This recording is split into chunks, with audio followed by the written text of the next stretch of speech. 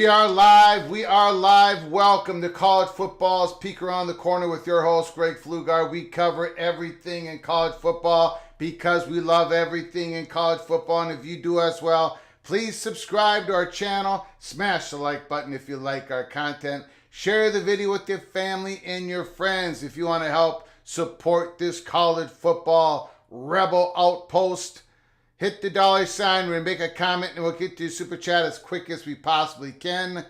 Welcome everybody into the studio that sits on the corner, the very corner of Keith Jackson Parkway and Kurt Gowdy Avenue. Do not be afraid. Do not be afraid to be a legend in the chat room and with your phone calls later in the show. We are going to be opening up the phone line real early. We're not going to have much of a monologue. I will get to Jimmy's incredible donation and Ricky and John Till and of course Anthony Carlson. Holy smokes. Let's just set the table. Let's set the table. There's news coming in left and right. You got to keep your head on a swivel. PATC community. Feed me the breaking news as we go along here. Mountain West, Pete Thamel. Sources, the Mountain West is amid. Well, first of all, let's not bury the lead. Let's not bury the lead. Holy smokes. Memphis, Tulane, USF, and UTSA are expected to announce a commitment to the AAC, and they've done that. Memphis put out all of them have. After talks with the Pac-12, the schools determined that they will remain in the AAC. Commissioner Tim Pernetti exploring that. We talked about it. He is the most aggressive G5 commissioner when it comes to all this stuff. Private equity, new distribution model, and expansion. and expansion. Now, they went after Air Force, but they did not get Air Force. Holy smokes. Pete Thamel, Mountain West has made a significant push to keep its core of 8 schools together, which includes one-time payments of guarantee money to the schools. Those include large payments to both UNLV and Air Force, which have drawn interest from other leagues. This is the league strategy to leverage the more than $120 million they're getting in exit fees from Colorado State, Fresno State, San Diego State, and Boise State as they go to the new Pac-12.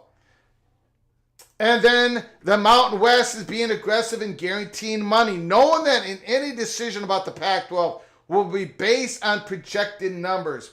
Part of the Mountain West Conference pitch is that they be guaranteed no schools take a step back in media distribution and they avoid exit fees. And then finally, the Air Force Academy has committed to remain in the Mountain West Conference, sources told Yahoo Sports, signing or expected to sign soon a new grant or rights deal with financial initiatives. Holy smokes.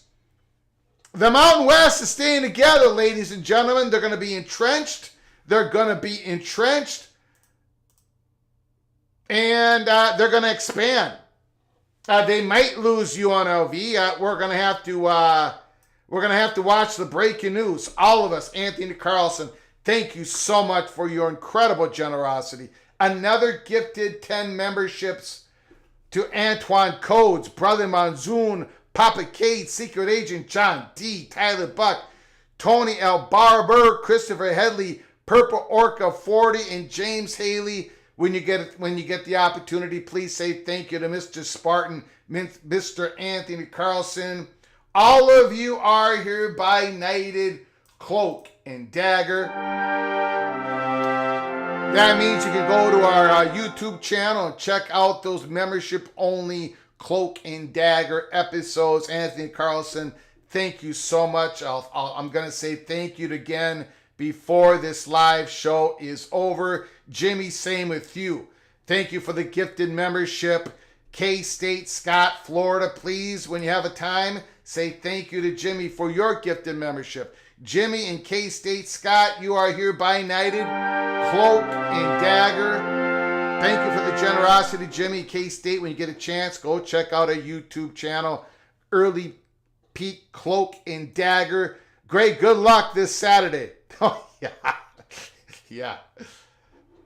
We're not. I appreciate it.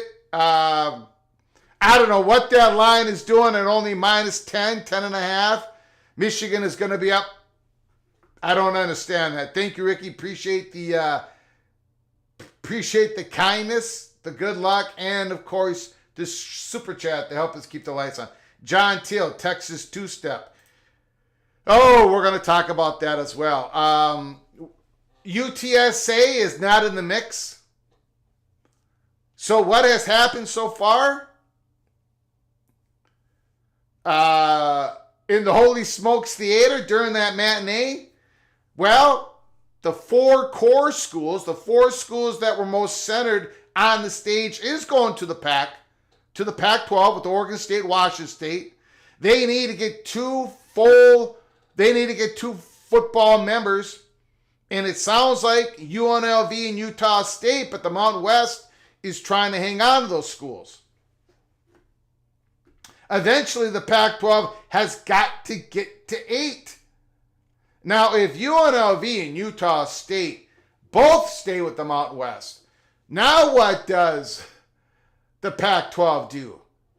Without UTSA, is there a Texas two-step in play? Maybe a 1 Texas school in play? Is the Pac-12 going to fail to get in the state of Texas, even though the dominoes has fallen to where some of those Texas schools could get in the Pac-12? Is the Texas State Bobcats going to make the big jump to the Pac-12? Is this their opportunity where they're going to have to wait on UNLV and Utah State's plan? Now, the AAC is staying together. The worries of Memphis and Tulane about the Pac-12 not quite having a media deal. It's all projections. Being able to stay closer, not having to go west on every single athletic trip. The AAC. The Pernetti, the commissioner, he's going to, look, if the first G5 conference that goes into private equity is going to be the AAC. So that whole conference is gambling. And the schools in the conference are gambling. And Memphis and Tulane, they're waiting for that implosion out in the ACC. There was a report out there from Action Network, from Brett McMurphy, that Gonzaga is joining the Pac-12 as a full share member. Just the basketball, just their other sports, but not, of course, they don't have a football program. But NBC, Nicole Auerbach, and Ross Dellinger says it's not quite official yet. It's all in deep talks. All in deep talks. Immaculate is talking about an AAC PAC merger. I don't see any merger. That is my take on it. Mergers are incredibly difficult to pull off. There is a reason why they have made the decision. That's fine. I appreciate it. I appreciate the phone call. Yes, you know, I'm not a big merger guy. I'm always saying not. There's been a lot of merger talks through the 3 years of this channel, and it never works out that way. No, I have not recovered yet. I have not recovered yet. I do apologize, Preston from Greensboro. I do apologize for that. Texas State, possibly. Let's take a look here.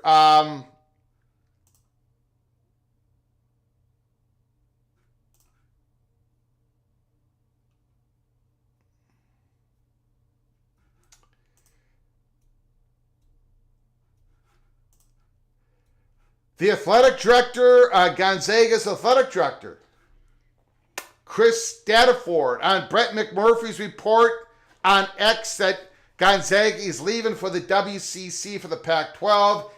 It is not accurate reporting. Wow, that would have been, woo! Holy smokes. That would have been quite the development for Gonzaga to get a full share. To get a full share in the Pac-12.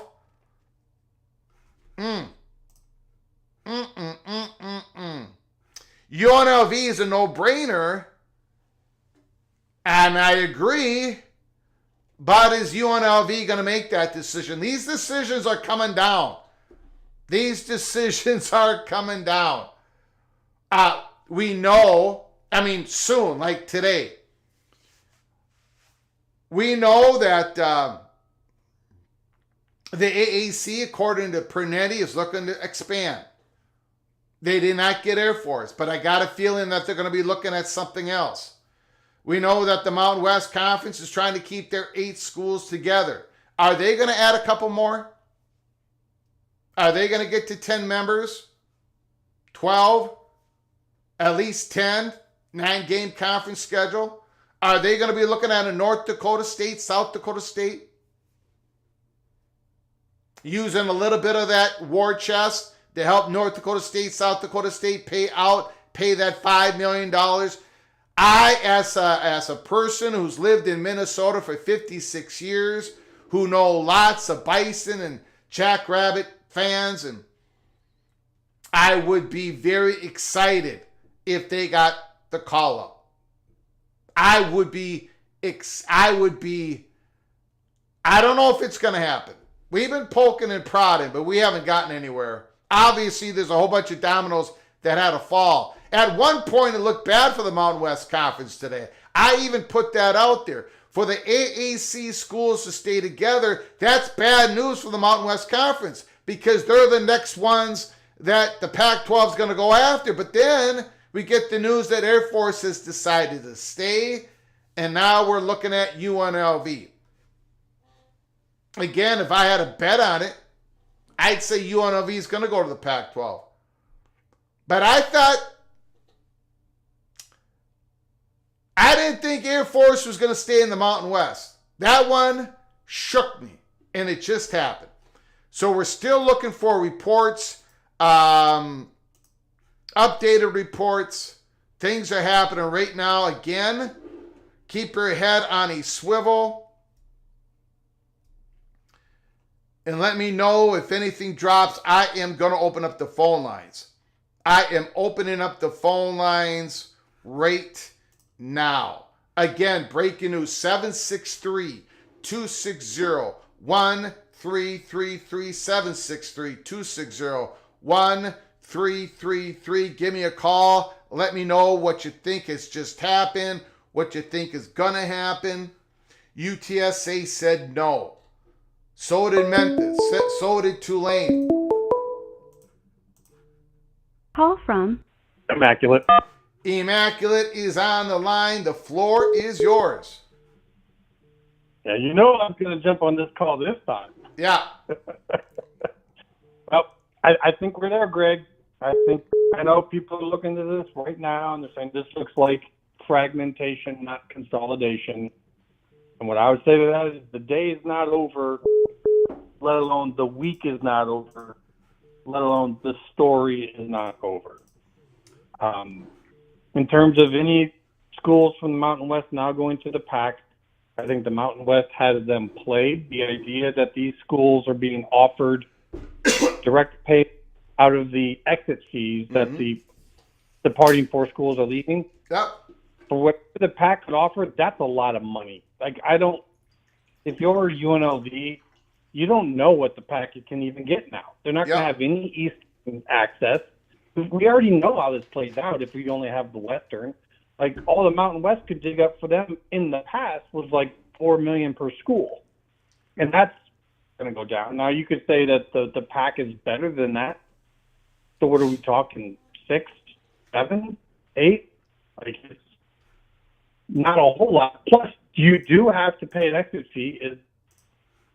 To exit the Mountain West, they just only offered those Eastern schools $2.5 million, which is another thing we got to touch upon, because that's crazy. Yeah. That's crazy. Like, I'm sorry, but is that even a real offer, or is that just okay? We need to talk about something here. The PAC-12 made a deal with the departing 10 that they, in order to get that money, that they would have to make every effort possible to rebuild the PAC, right? That's legal. That's agreed upon. That's a binding contract. You could say bringing in the 4 from the Mountain West and then trying to bring in the AAC. Would you say that properly fulfills that contract? Well, I don't know if it was, give it your best shot, or you have to create an 8-team conference. You have to create a conference. I don't know about you have to give it your best shot type. Like, you have to create the best conference you possibly can to get this money. I think you just had to form a legal 8-team conference, but I might be wrong. I would, see, because one, now all you have left to grab are Mountain West schools. Like, I know people are throwing stuff out there like Texas State. Texas State's not going out there. Like, that's all of that travel. Like, no, Texas State is not going to go join them with like one other team. It's been the same problem that the AAC schools had, but the whole point of taking AAC schools is that you could possibly break the AAC and get ESPN on board later. For Texas State to go out there by themselves or with one more, that's a huge reach. The PAC has very limited options right now, and Navarez basically pulled the kill shot when she told her schools, hey, this exit fee money coming to us, we're going to pay that out directly to you. Not just saving it up to pay some FCS schools to come up or whatever, but basically stay here and you're going to get this money. That's a lot of money when you're talking about media deals that might be, $4 million. What are we talking? 4 times what? 34 million?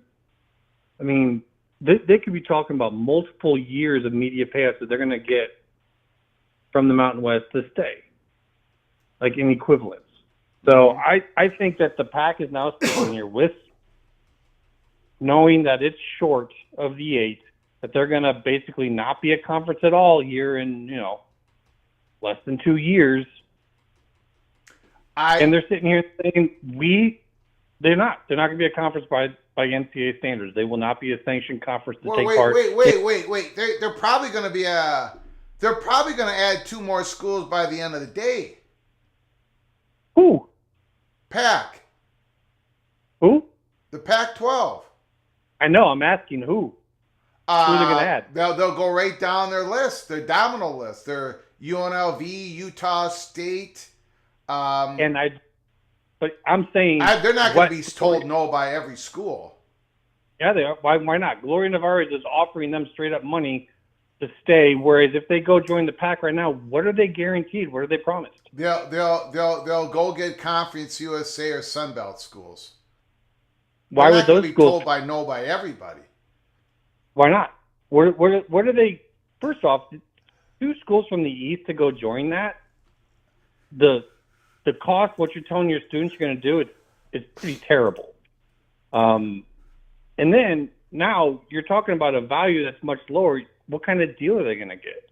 We can agree to disagree on that, but I think the PAC is in a really bad spot right now when it comes to who they're going to add.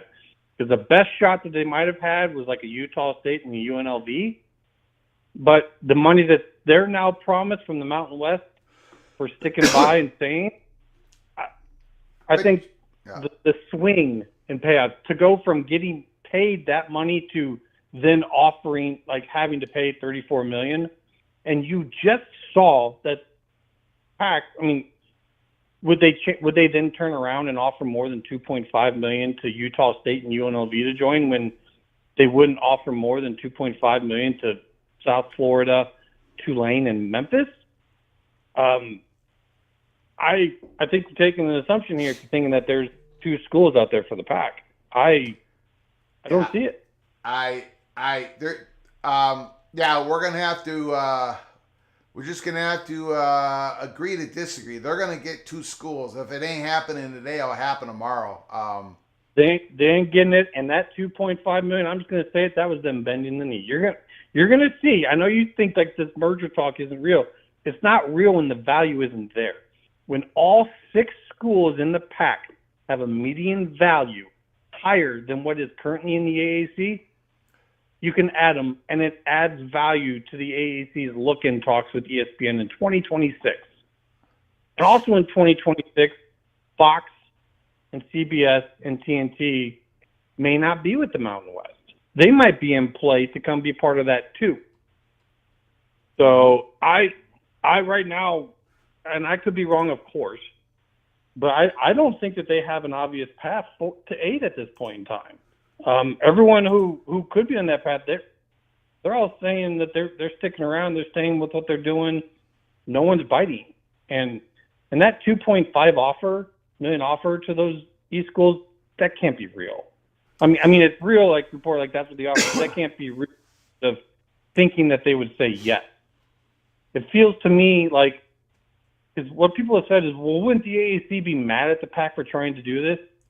Maybe, unless in this offer the PAC, makes a conciliatory gesture, like offering $2.5 million. They're not going to accept that. Like, that's not a real offer. We made our attempts. We tried to rebuild the PAC like we had to. Oh no, we failed. Here we go. This is what we got to do. Because we'll see, bro. I know I don't have a great number going against you, and you know what you're talking about. I just think I mean, look, I obviously I do not know, and nobody. We're all just we're all we're all in the same. We're all just in the same boat watching this, right? I mean, this stuff moves so fast right now, and reporters are trying to keep up. There's mistakes out there. I mean, this is not a. I have no. I'll like a rule of thumb. I'm just doing the rule of thumb here, right? Historically, mergers are not just. It doesn't happen. Now, and I would get on board with this if I I understand. I understand the angle. I understand the 2.5 million, and it was just a sort of attempt to clear a legal bar in with the other 10 schools that left the Pac-12, but I'm not sure that was a legal bar. If I knew it was, I'd be on board. I think it's you form a conference for 2026 and you get all the money. If you don't, you don't get the money. And I'm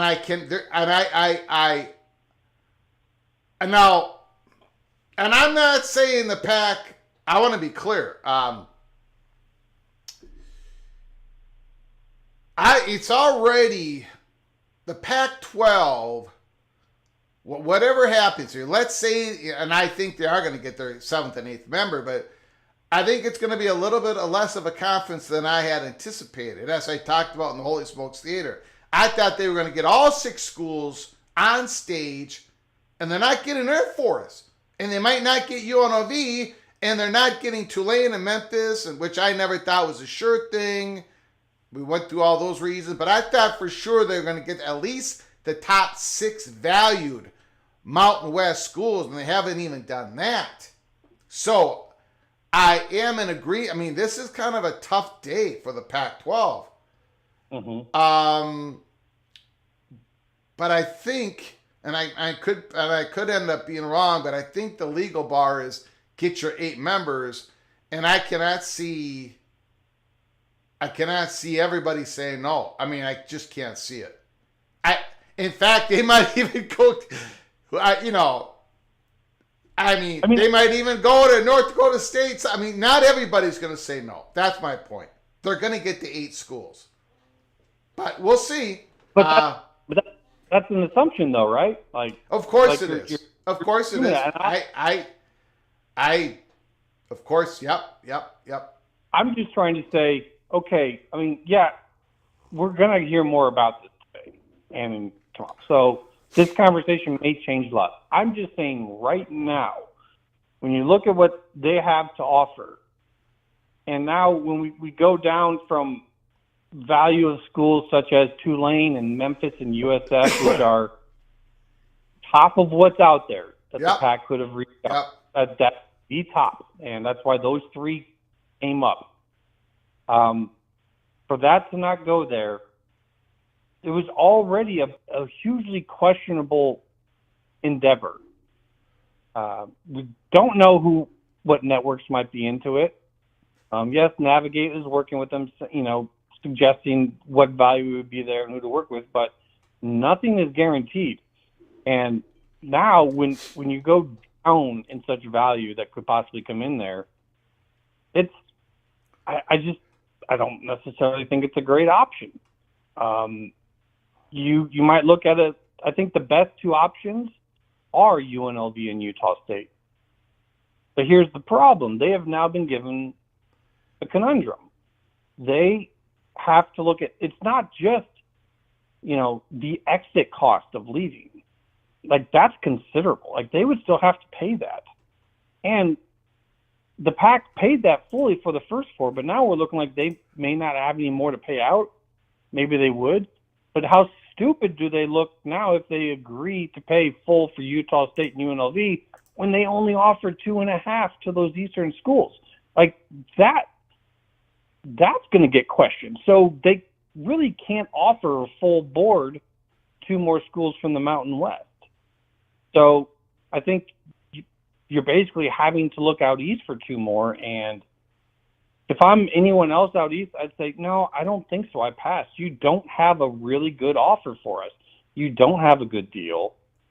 It's going to be crazy travel for us, constantly going 2 to 3 time zones west for all of our sports with only schools out east. For what kind of money? I don't see what they have to offer.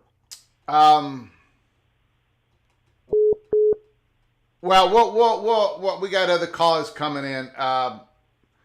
You can call back immaculate because we're probably going to get some more breaking news here.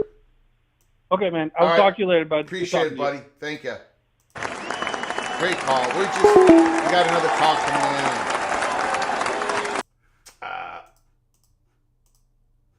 All right, phone lines are open.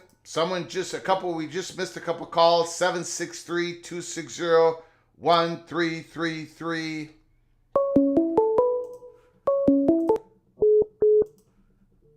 Call from Ryan Thomas. Ryan Thomas, the floor is yours. Well, the plot thickens, Greg. Yeah. Yes. So, I mean, it thickens. I'm really curious to see what happens there. I think Immaculate. I think he might be on to something. Not on something. Well, he might be on something too. But I think he might be on to something with that whole PAC-AAC merger or whatnot. But lots of interesting developments, and I don't know. I mean, it'll be interesting to see if UNLV or USU or even Wyoming take a bite. I think a lot's going to happen. A lot's going to happen because if you remember the Great PAC show, the day that fell apart, looked like they were going to stay together that morning. Then things just materialized in a matter of hours, right? So this might be a long night for you, Greg. You might be going on air back and forth, but but what about UTEP? What about New Mexico State? I mean, I don't know. I mean, they would take it in a heartbeat. They would have to dip in. Conference USA has a Gore. Yeah, I don't know if they'd go after New Mexico State. There's not enough history of success, and it's a very small market.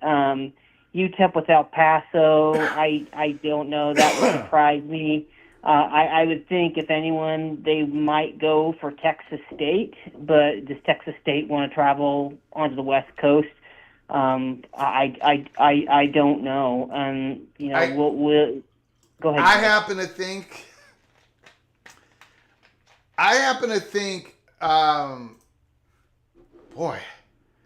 look, the Pac-12. They're still going to have advantages, right?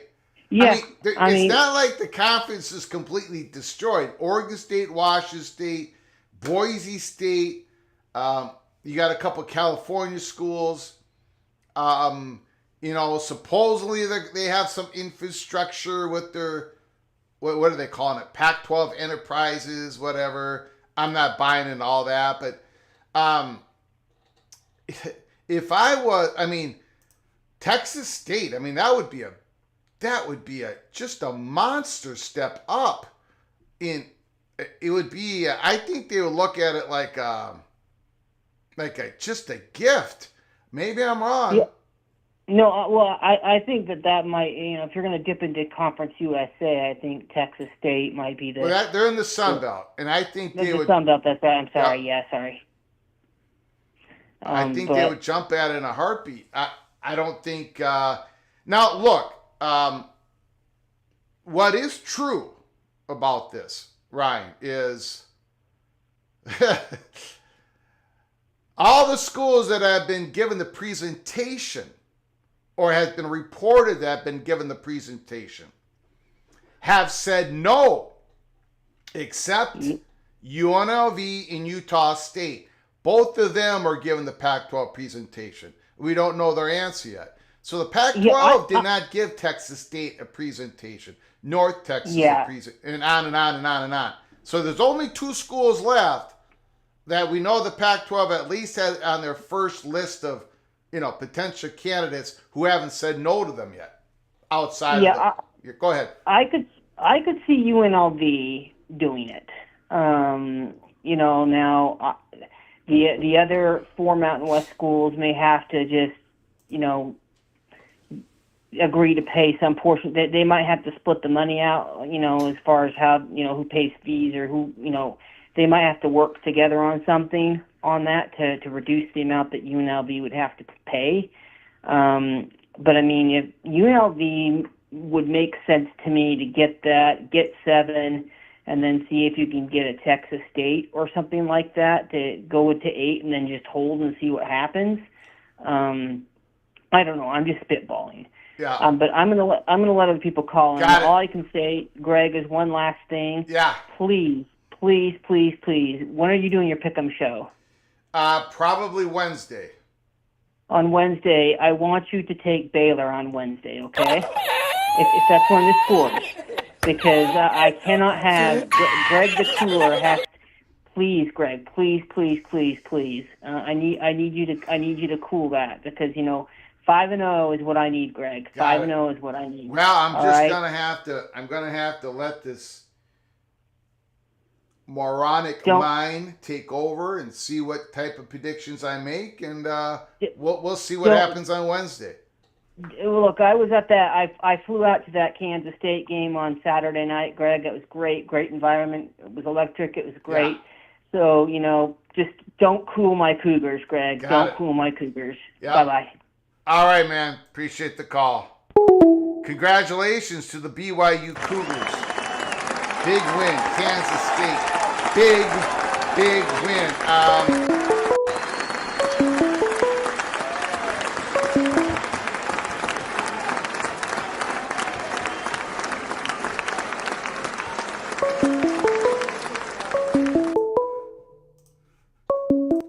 Call from John Grove.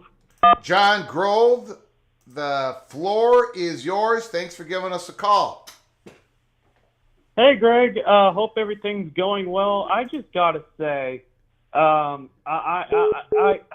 personally, I was not buying into South Florida getting into these conversations about joining the Pac-12. I just think the logistics were far too wide, far too stretched out of the imagination for them to officially make the jump as well.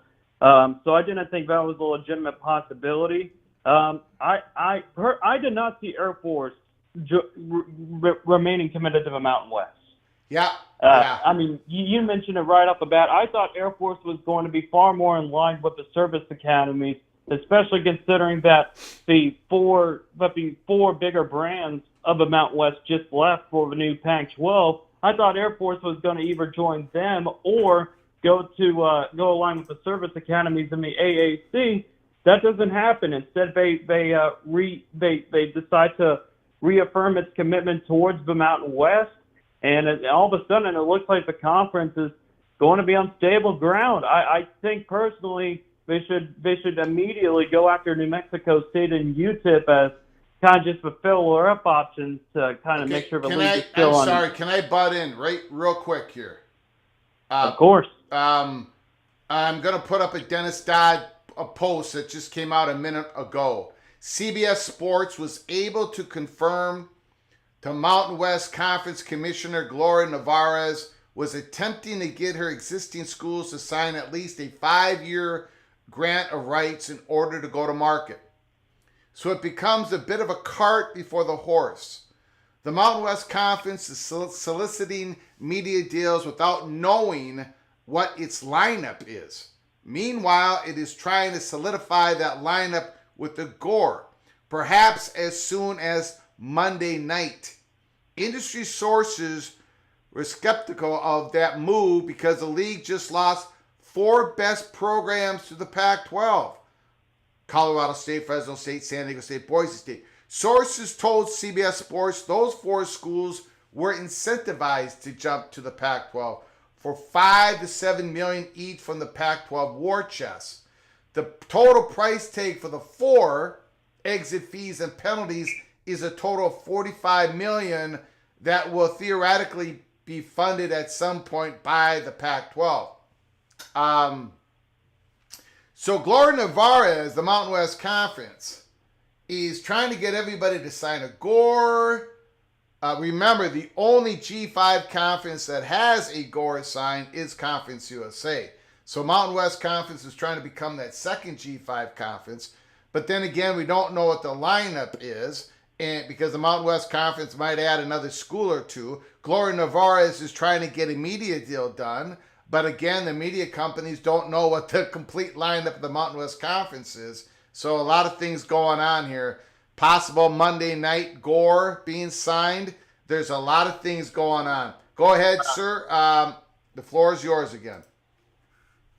I mean, it's interesting that they're trying to lock down the remaining schools with a grant of rights. Nobody even in their own mind considered about a potential grant of rights. I'm shocked that they haven't even had one to even begin off with. And honestly, without those top schools, especially with heavyweights like Boise and San Diego State, I'm a little surprised with the grant of rights, but there's still appeal to kind of the media value and the media partners that's already there. I mean, it's at this point it's kind of diminished. And the Pac-12, early on, to its credit, they played its hand well. They were leveraging its resources enough. But now the Mountain West, I don't know, Greg. Industry skeptic. I don't even know how to go along with this. It's hard to negotiate strong media deals when the feature is in limbo. Of course, the Mountain West has all those exit fees. They can try to retain a UNLV, which, boy, that would be essential. If you retain UNLV, that would be big. You're talking about a massive media market there. That could, I think, honestly, Greg, I think UNLV is kind of the final eyeball appeal, other than Air Force, that kind of gets more people to listen into the Mountain West. Mm-hmm. I mean, even if they manage to get the grant of rights signed, the conference will still need to get to maintain competitiveness without its most prominent schools. And Navarre, she's essentially playing catch up in an environment in which the Pac-12, despite its own challenges, they're in a little bit of a stronger position to reshape the landscape by poaching talent. If the remaining Mountain West schools are smart, and right now they're kind of playing, they're playing their cards pretty well, just based on what I'm seeing so far. They'll have to consider their own long-term future before committing to a potential sinking ship as well. We already saw that with Air Force. UNLV and Utah State are on the clock. Honestly, I'd probably even throw Gonzaga and on top of that, Texas State. Texas State, I don't know why the Pac-12 has not reached out to Texas State. If you don't want to talk about like the Texas two-step and everything, UTSA and Texas State would have been the first two schools I would have reached out to. Yeah. Heavily marketed area, a large student enrollment at both of those schools, but now UTSA declines. I mean, you get Texas State's pretty much your best bet out of all the FBS teams in Texas, unless if you want to go towards like a Tarleton State, which that's a growing school, but it's not anything up there. So, I mean, I don't know, but if the Pac-12 doesn't get Utah State and UNLV, they could be in limbo. I mean, maybe do they go out and try and reach out to Wyoming so they can maintain the border rivalry with Colorado State? I mean, what are the chances they reach out to the Dakotas or the Montana schools? I mean, it's honestly crazy. I think anything at this point is on the table, and it'll be very exciting to see what occurs. Yep. All right, man. Appreciate it. Appreciate the phone call. Appreciate it, Greg. Have a good one. Yep. Thank you, sir.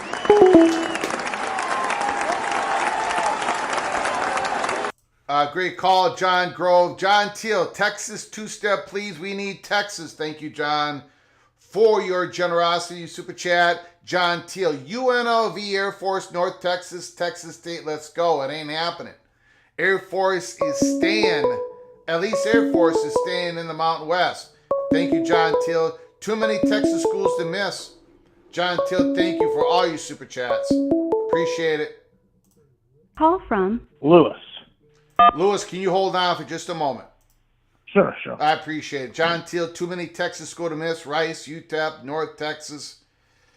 I don't know. If all these schools ahead of what we have branded the Texas two-step, if all these schools have said, no, I can't imagine all these Texas schools saying no to the Pac-12. I just can't imagine it. But we're going to find out, and we're going to find out real soon. Thank you, John Teal. Lewis, the legendary caller, Mr. Duke Blue Devil. The floor is yours, sir. Well, today we've seen the repeat of history that we've seen with the Pac-12 several times before. They have swung and they have missed, and are now on their butts in the batter's box. Yeah. And they tried in 2011 to pick up the Texoma, the Big 12 South, and that failed. They ended up getting Utah and Colorado, but had they been able to get the other schools, that would have been a big difference, and then the league eventually failed. And if the conference couldn't get a decent media deal when they had Oregon, Washington, and the four corner schools at the table, what kind of deal are they getting now?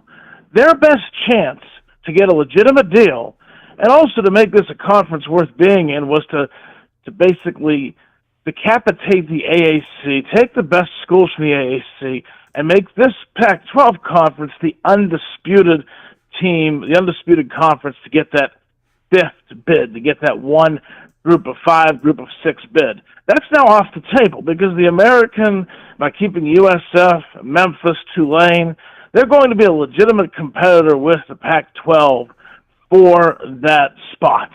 And it's not going to be undisputed. So the value goes down tremendously.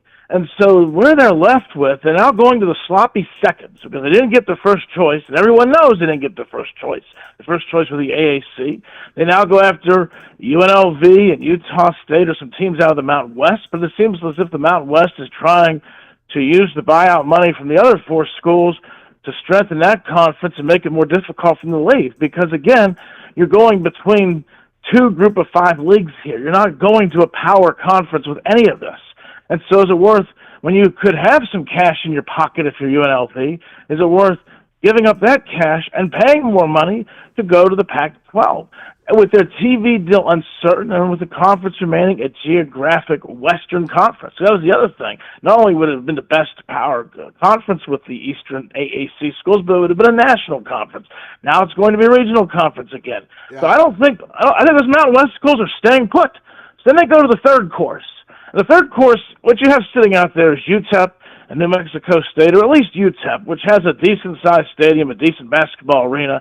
I don't know what the buyout is for Conference USA. I would hope nobody would be stupid enough to sign anything too binding with that conference. They're the one G5 conference that has a grant of rights. Well, I can't, but if they signed that, being UTEP and these other schools without some kind of way out, that was an idiotic thing to do. Because that conference and PAC together, they were close to being destroyed.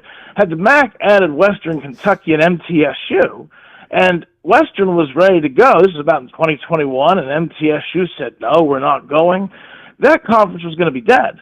And now it's patched itself together with a bunch of FCS schools, and there's some decent schools in there, but UTEP, UTEP probably could make money in this Pac-12 even at a half share, I would think. I don't know what was signed. I don't know much about that situation, but they're getting a pittance of TV revenue in Conference USA.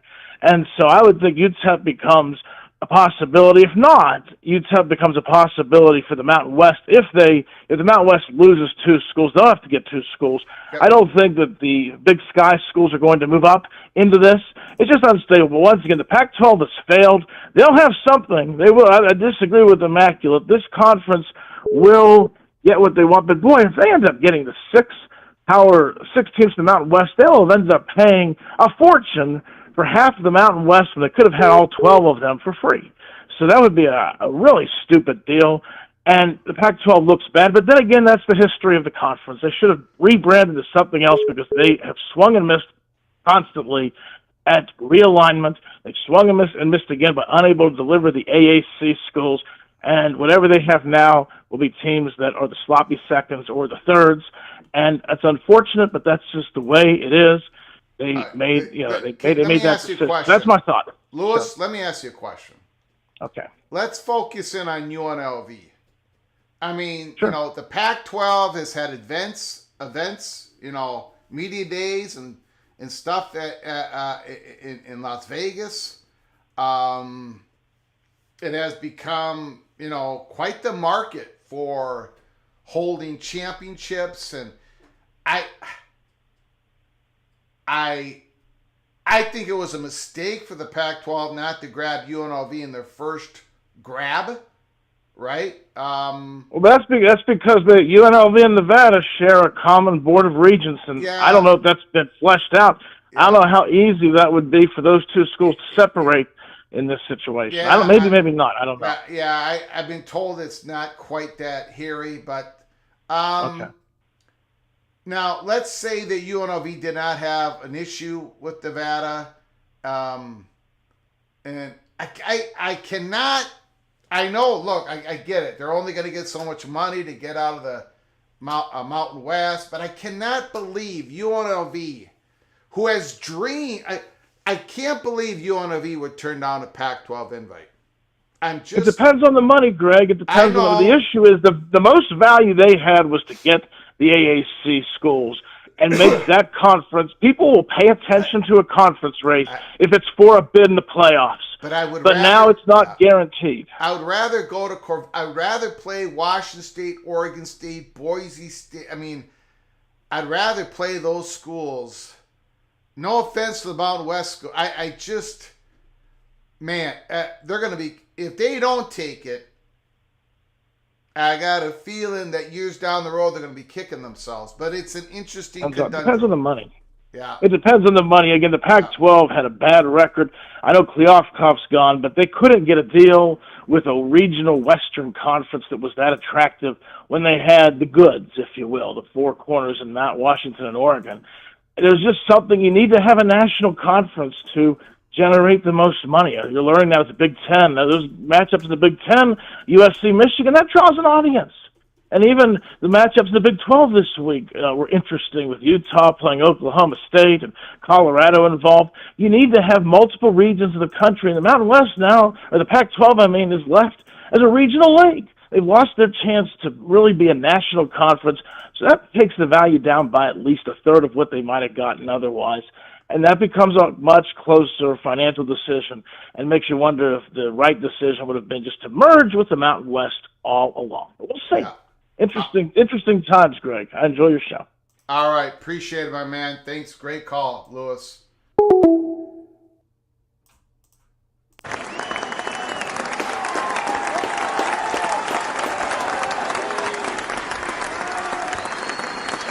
Beautiful call by Lewis. John Teal offered 2 Texas schools and an extra conference home game.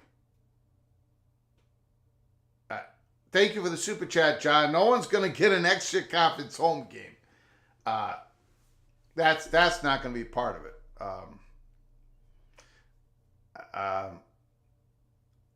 Again, I don't.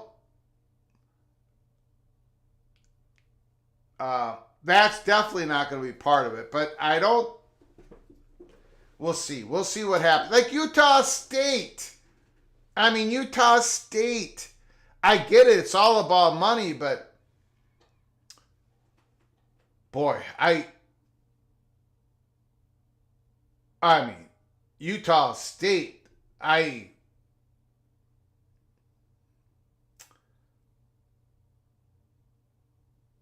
don't know how they turn. I do not know how they turn it down. I really don't. Thank you, John Teal, for the super chat. Appreciate it. Again, the phone lines are open, 763-260-1333. We're talking realignment never sleeps. The AAC is staying together. The Pac-12 is trying to add 2 more members. We're all waiting on the decision of UNLV and Utah State. Both of those universities received the presentation of the Pac-12. Of Navigate. The Pac-12 are only able to give projections on a media deal, right? And sounds like they're only offering a little bit of money when it comes to paying off their exit fee if those 2 schools leave the Mountain West.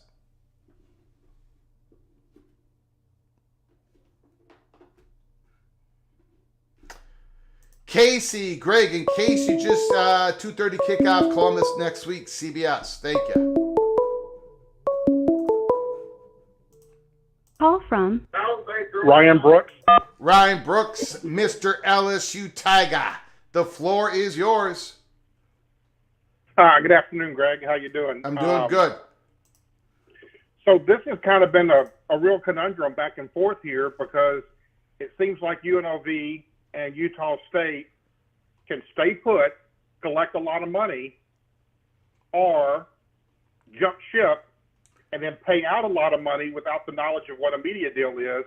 Yeah. And in the meantime, the Mountain West, it's great to keep everybody together, but they've lost all their value, and their media deal on the next TV will not be that great either. So it's kind of they're circling the drains pretty well, but there's no long term for either of them. Well, okay, so help my Minnesota math here. The six Mountain West, what are we at here? 6 Mountain West schools are committed to the conference. And so right now they'd be dividing up the $120 million eggs. 120 million I think it's 120 million, right? That they're Correct. getting for the 4 departed. So that is $20 million a school. And if Utah State and UNLV decide to stay in the Mountain West, it's 8 divided into 120. What is that? Well, it wouldn't be 15 120. million. 15 million each. What? It wouldn't be 120 because you would have to add the exit fee for UNLV as well. True, if they decided to leave. But what I'm saying is, if UNLV and Utah State decide in the Mountain West Conference, then each Mountain West Conference's team is getting 15 million. Right? 15 million from the exit of Colorado State, 15 million each from the exit of Colorado State, San Diego State, Fresno State, Boise State. 120 million divided by 8 schools is 15 million. 15 million versus, like what you said, having to pay out an exit fee to go to the Pac-12. But the Pac-12 is probably going to get a little bit better media deal than the Mountain West. And maybe in the long term, it's a better deal to be in the Pac-12. It's quite the decision, isn't it? It is, and here's something else. Is there anything stopping the AAC from turning around and playing offense now and cutting off any potential interest or any targets? And if the AAC could go after some of those targets and play and block the Pac-12 then? Well, I don't know. I mean, I don't know what their media partner, like ESPN, I don't know if they'd be interested. They've got 15 members, right?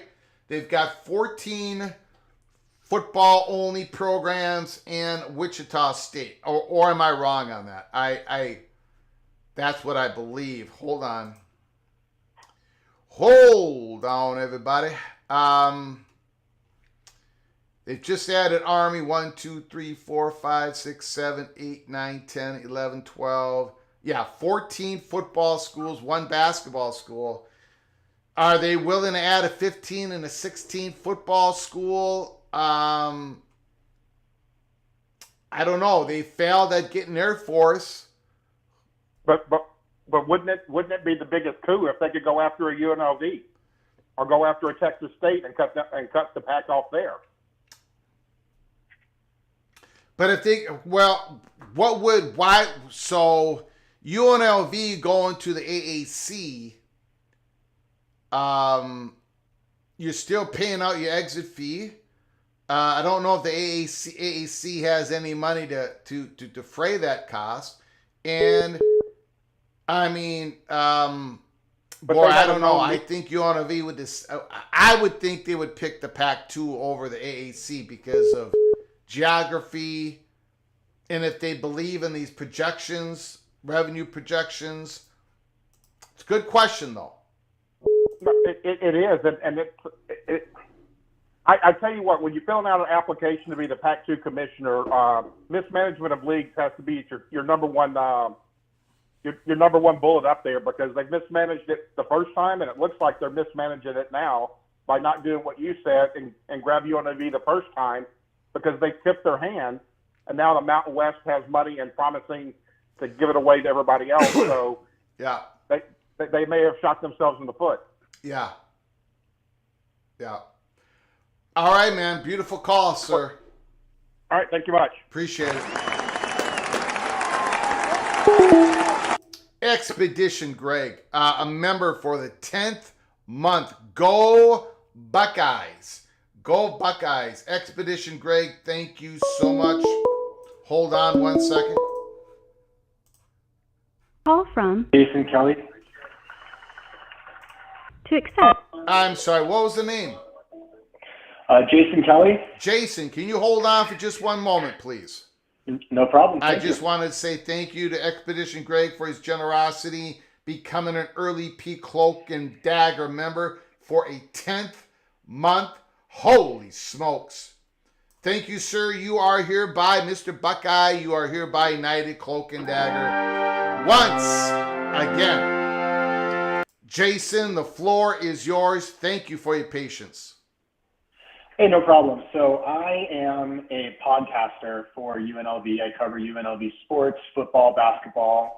The Let's Run podcast is the name of the podcast. What's the name of the podcast? It's called the Let's Run podcast. Okay, got it.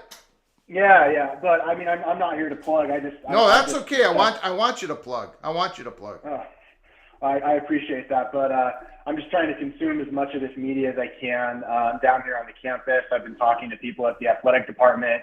I don't have anything to break or any sources, but I have been. There's a ton of discussion going on down here at the moment, and it's pretty stressful, I would say. The Air Force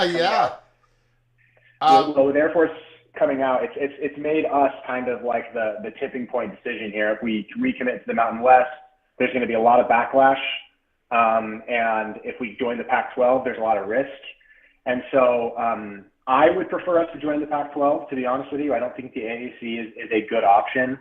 But I know that there is sentiment among the Mountain West schools. I was talking to people at Utah State and people at New Mexico. There's sentiment with some at those universities to try and screw over the Pac-12 and basically say, nope, you're not taking anybody from the Mountain West. Have fun with UTEP, or we'll compete with you over UTEP or something. And so I personally believe that UNLV will end up in the Pac-12. I think if they were going to stay in the Mountain West, you would have seen them announcing their commitment with Air Force, and that's what has been told to me, that they were told to do it with Air Force, but they decided not to because there's still deliberations going on. Interesting.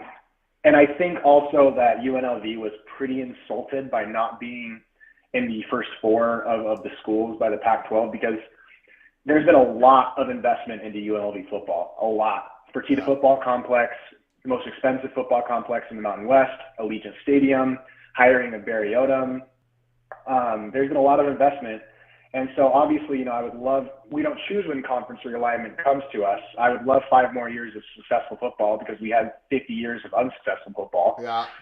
But we can't choose, we can't change that. So I think that there is some really hurt feelings between UNLV and the Pac-12, and that's kind of what's stopping this from coming out immediately. Because UNLV was insulted that they weren't in instead of Colorado State or Fresno State, honestly. Yeah. I don't know if you've ever followed this show before, but I was told months ago that UNLV was the fifth on the docket for the PAC for Oregon State, Washington State. But I thought I had every reason to believe that UNLV would be with the other 4 in the first go around. I did not think it was going to go down like this. It's an you brought up something really interesting, like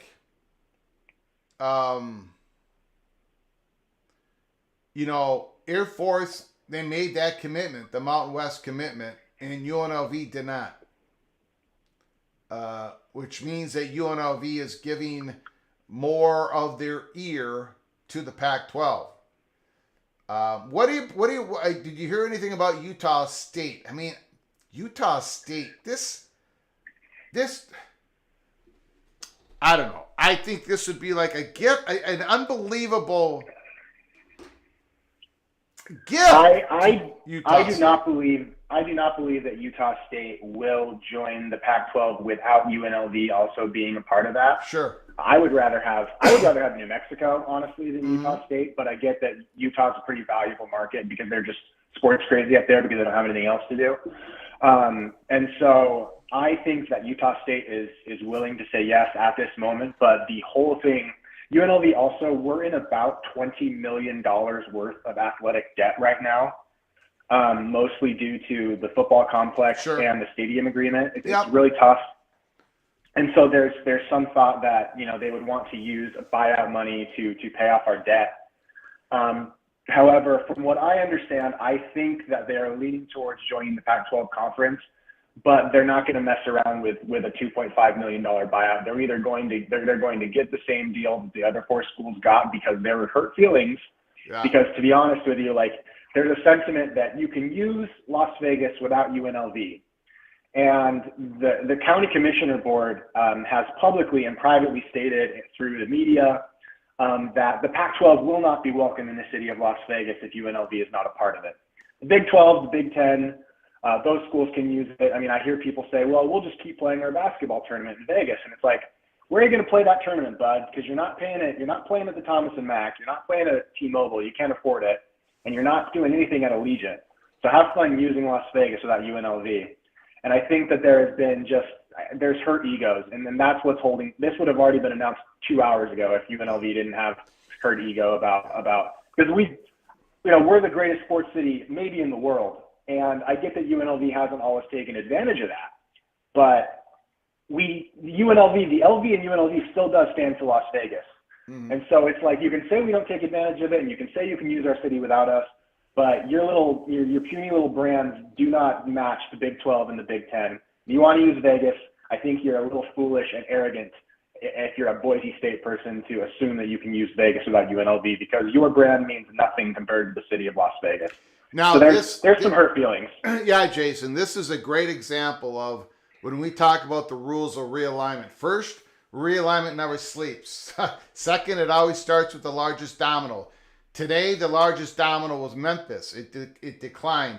Tulane declined. All these schools declined. Now the largest domino on the board is UNLV. So no other school is going to be able to make the decision until UNLV makes its decision.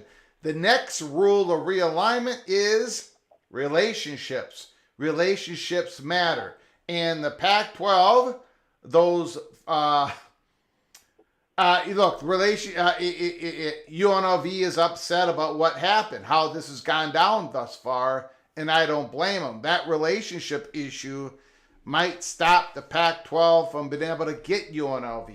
So I think you brought up another great part of this puzzle that we're sitting in here. Yeah. And Reno is not a part of UNLV. We do not need to move with Reno at all. The people on the Board of Regents have pretty clearly stated that. I've talked to people that have talked to people on the Board of Regents. Not an issue. The bigger issue is the buyout, how much money the Pac-12 is willing to give to UNLV, because UNLV is playing hardball right now. They just are. They're saying, you're not going to give us the $2.5 million you were supposedly offering Memphis. You're giving us exactly what you gave the other schools, because UNLV really does believe at this moment they have all the leverage over the Pac-12, because the Pac-12 said, hey, we're better than you, Mountain West. We're better than you. We're going to go out on our own and bet on ourselves. And I have been laughing my butt off hysterically that these 6 schools failed. They made their pitch and they fell flat on their face. And I've been laughing my butt off about it all day, because there's such a snooty elitism coming from these universities, especially Boise State. It's like, Boise, your television numbers are the same they were 10 years ago. You're just mad because your program has a ceiling, and UNLV with investment does not have a ceiling. And so, look, I mean, I don't want to take too much time, but like, it is hilarious to watch, to listen to this, to watch it. And I have been having a blast today, living it up. And I think that if they can get past the hurt feelings, which is tough, UNLV will join with the exact same payout that the other full sports schools got. Why would you take any less than that? Jason has laid down the law. He has put the marker out there. Jason says, UNLV, we might be interested. We might join you all, but we need the same exact deal as those Fresno State Bulldogs, San Diego State Aztecs. We need the exact same deal. Very interesting. Jason, can you promise me something, please? Call us again, regardless of realignment, regardless whatever happens with UNLV during this football season. Please call us again. No problem. I like your show. I just found it because of this, because I just went live myself, and so I just got off my live because it seems like we're all in like a kind of a quiet before the storm period. So I'll be listening to your show. I appreciate talking to you, and I will call you, especially if something big happens. But we got a fun football season too, so I'll call you again. Got it. You bet. Appreciate it, Jason. Beautiful call. Unbelievable. God bless you. Thank you, sir. UNLV Jason. Let's Run Podcast. Check it out. UNLV Podcast. Let's Run And yes. Call from Rock and Rant. Rock and Rant is on the line. Hold on for just one moment, please. Rock Will and do. Rant. Please, please, please. Yeah, so we got a call from Jason. I have no problem with people broadcasting their podcast, giving the name of it, telling the people in the PATC community where they can find them. I got no problem with any of that. If the only thing we can do here at College Football Peek Around the Corner is try to get more exposure to other great college football people talking college football, if that's the only thing we achieve, then it's well worth the effort. Mr. Rock and Rant, the floor is yours. What do you think is about to happen? Well, there's definitely one. Hope you had a great weekend despite your loss. But yeah, wow, I mean, the last call was great, and it's like another. I think there's been like truths and interesting things through a series of calls, and nobody has the full picture, and I certainly don't. But I think he did have a very wise observation about the fact that UNLV did not come out jointly with Air Force to reaffirm their commitment to the Mountain West. Yeah, it may still happen. Yep. But it's very clear, like we're all in the noise of it, and we don't look at the optics because we've talked about press releases and negotiating in public, and you have USF and Tulane and Memphis and UTSA collectively affirming their agreement both individually and with the group message, and then conversely, Air Force is solo. So whether UNLV winds up going or not to the Pac-12 based on what he just said, I still think they ultimately will, and they're being smart. Like before they were the fifth hottest, person at the bar. Now they're the first. So they are going to play their cards differently. Yes. I think what Immaculate said earlier is really interesting in terms of, I have no idea why the Pac-12 lowballed exit fees to UTSA, Memphis, Tulane, and make USF. That makes no sense if we start from the premise that reportedly the full Pac-12 kitty from all those schools leaving, I've seen ranges from as low as $300 million in the bank to $500 million, right? Depending upon how you value the studios, but all of that money was roughly around there. So let's just call it the worst case, like $350, $400 million. They just spent $45 million to pay out the Mountain West so far with those 4 teams. So there's a pool of money there in theory. Even if it's even if it's off by half, there's still a lot of money there. They can't do the merger until they first form a conference, because in order for them to, it's not the optics of trying to form a conference, they need to form a viable conference by 2026 in the NCAA for all of that money that the other schools forfeited to go to what is now the Pac-12. If they did a young'un's job and struck out, doesn't apply. If they suddenly merge tomorrow with the new members and the Pac-12, it's my understanding it doesn't apply. So a merger could work, but then they'd have to basically, from everything I've read and looked at, forfeit all of that money that was the incentive for them to try to stay in that conference in the form that it did, and make sure that the Pac-12 would have been preeminent if they did try to merge with the Mountain West. There's no way that would be the case with an AAC merger. So I think all of that's fascinating to see how it plays out, for sure. And then the only other thing that I feel pretty confident in is, because all of that money is there, even if the Pac-12 has to look like the dumbest people on earth, like an old commissioner has returned to kill the conference off, they will find 2 willing takers, even if they're no names, and even if they have to overpay them because they overplayed their hand, just to make sure they get that money. So whether it's UNLV, which would be a great pick and they should have had to begin with, or in New Mexico, or even if they have to settle and go further down and bring in another school from the Mountain West that's not the next one in line. San Jose State, because it's part of the Cal system with 2 other schools. Or maybe even a complete wild card of, let's bring Hawaii in just for football, which wouldn't tax all the schools' travel so much and mimic the arrangement that Hawaii has for their Mountain West deal. They're going to get to 8, even if it's like Greg Flugart Tech gets invited. Yeah, I agree with you, and if it isn't UNLV, if it isn't UNLV, and if it isn't Utah State, boy, there's going to be a school that's going to get a call. They're going to get the presentation, and they're going to be kind of going, what the heck? We might be joining the Pac-12. And I know it's just name and only. This is not the same Pac-12, but still, to be in the same conference with an Oregon State and Washington State, to be in the conference with those 4 Mountain West schools. I mean, if it's like a Texas State or I can't even think of another one. I don't know. I mean,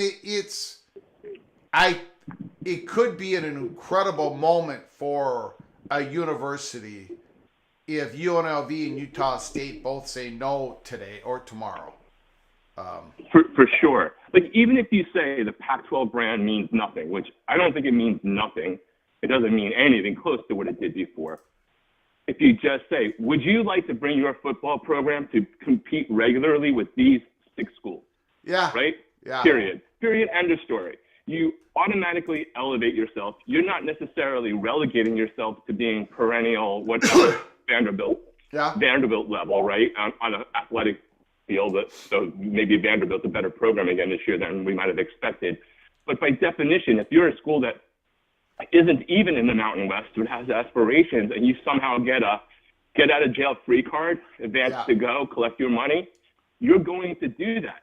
And if the Pac-12 somehow finds itself completely having misplayed everything, being won up by the AAC, and they have to overpay their hand to help somebody with exit fees, whether it's from the Mountain West or moving up from FCS to make sure that that big remainder of money that is rumored to be part of all the other schools abandoning them, they will do that if it means they have to go back to the 4 new members and, you know, hey, you got $5 million, now here's $5 more million because we had to like sell our soul to the devil to get to 8, they will do it. How that all comes down, I have no idea. You know, the biggest media markets that exist are some of the Texas schools. It's actually Hawaii, with Honolulu being 64th. I'm not saying it gives you the state of Hawaii, and I understand all of that, but as a pure football only invitee, that's, you know, possible, even though that program has had its problems, but a bigger brand than some of the other ones we're talking about. You know, I don't think they would invite the whole program in. That's a different issue that Hawaii has got to deal with, just from the cost that it would impose on the rest of the teams in the Pac-12. But who the hell knows, really, when it's all said and done. Yeah. So I don't know, like, what is your sense of granted rights negotiations being done tonight for the Mountain West or whoever?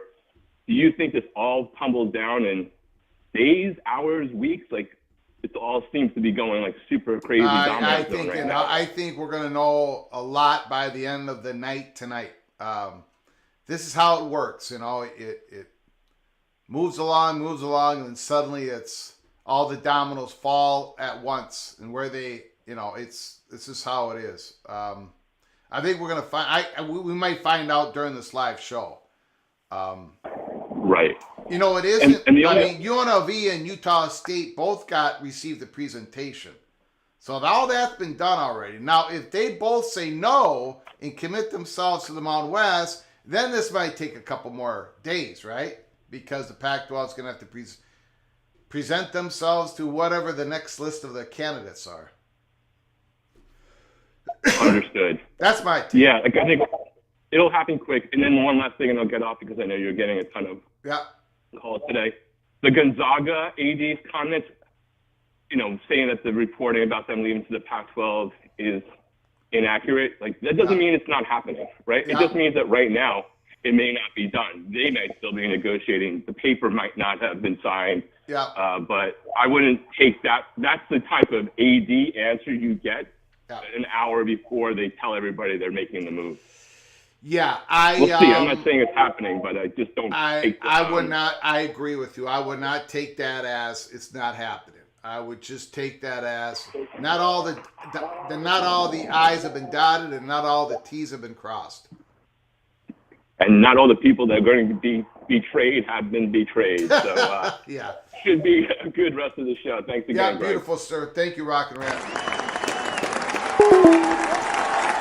Again, we'll tomorrow's show we'll talk about the greatness of Miami, the Hurricanes. They moved up in the poll again. They are just playing incredible football. We're going to talk about the greatness of the BYU Cougars, big upset. We'll talk about the greatness of the Tennessee Volunteers. We'll talk about the greatness of the Minnesota Goat. Call from Evil Badger. Evil Badger, Ryan Willie, the floor is yours. Thanks for calling, sir. Hi, Greg.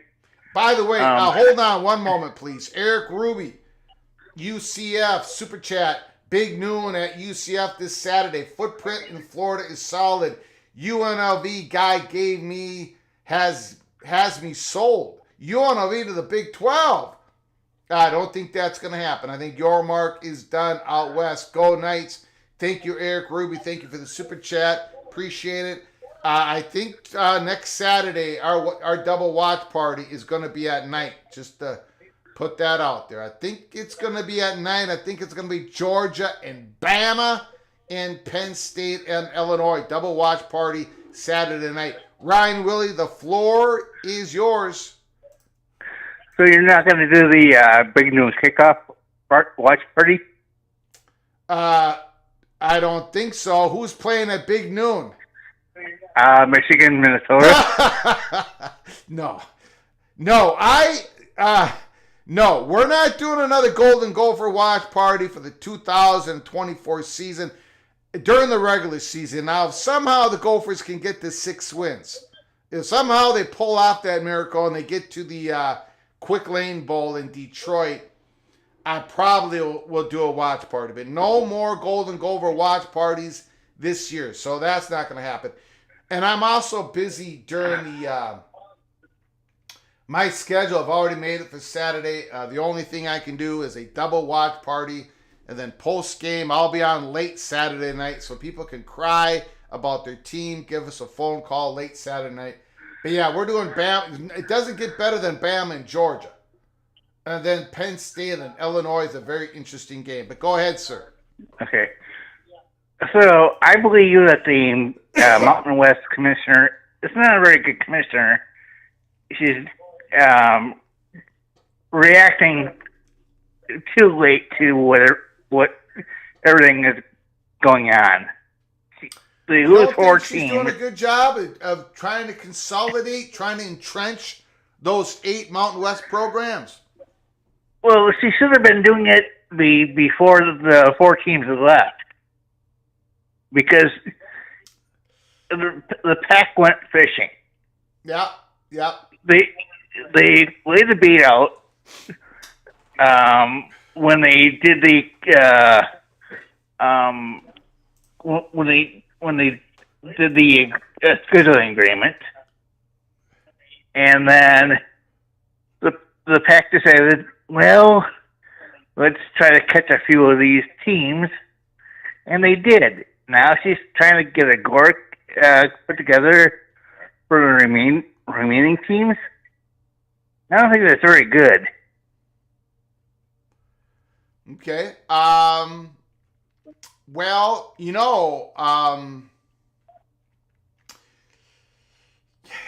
yeah, I think the problem is the Pac-12, Oregon State and Washington State, they had that war chest, right? If they form a conference, they have a big old war chest. And I'm not sure what the Mountain West could have done to stop the Pac from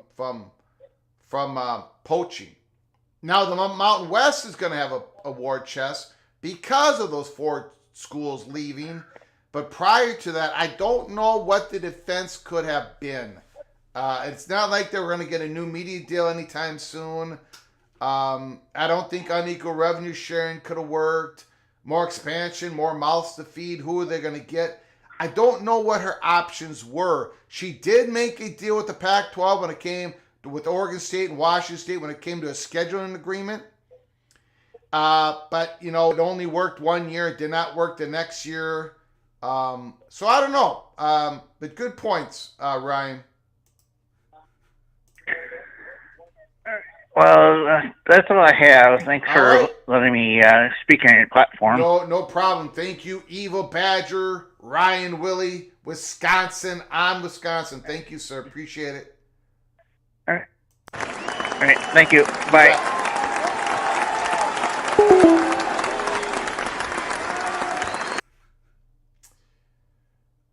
Ryan Brooks. Mr. Ryan Brooks, a member, an early peak member for the 10th month. Holy smokes, that's another 10th month today. Another one for 10 months. Ryan Brooks, you are hereby knighted, cloak, and dagger. Greg, you may have set a record for the most Ryans on the phone on one show. Probably. We probably broke the college football YouTube channel record. Thank you, Ryan Brooks. Appreciate it. Call from Chris Kenny. Chris Kenny is on the line. The floor is yours. Hi, Greg. So I will apologize up front if this has been asked and answered already. I'm coming into this a bit cold, but I've seen a few of the reports. An idea that just came to my mind, which again, maybe someone's asked and you all have discussed, but if the 4 American schools have said no, and I saw this other report that Air Force is going to reaffirm its commitment, if it hasn't already, to the Mountain West, and there's talk of somehow the Mountain West entering into media negotiations with the grant of rights. Could this just be a power play to force the merger with the PAC-2 that they wanted all along? That is, if they can only get to 6, Air Force sticks around. I mean, I don't really see UNLV and Utah State making that an 8-team league, like all that appealing or attractive or interesting on the open market. The American schools didn't evidently think it was that attractive either. So if they're just kind of boxed out with those 6, don't they kind of have to think about coming back home and getting the reverse merger that we talked about, everyone was talking about 2 years ago? That was Immaculate's big, that's what he thinks is percolating. And he believes that part of the possible evidence towards that is the $2.5 million weak, very weak offer that the Pac-12 made to Tulane and Memphis, and $2.5 million for them to $2.5 million to fray their cost of moving over to the Pac-12. And people in the chat room agrees with them that could be what's going on. So, Chris Kenny, you are on to something that other people believe might be happening. I happen not to believe it. I'm not a big. I don't think Oregon State and Washington State are gonna suddenly go, oh boy, we better do this thing with the Mountain West reverse merger. I think they're gonna find 2 willing partners, and if it's not UNLV and Utah State, it's gonna be somebody else. But it's an interesting thought, and a lot of people think that you are not way off base, to be honest. Yeah, I mean, it's a cliche, but they say history doesn't. I'm sorry. Pac-12 Immaculate was talking about AAC and the Pac-12 merger. You're talking about the Mountain West Pac-12 merger. I mean, I hadn't thought about that, but sorry. That's interesting too, because then you've got a 20-team.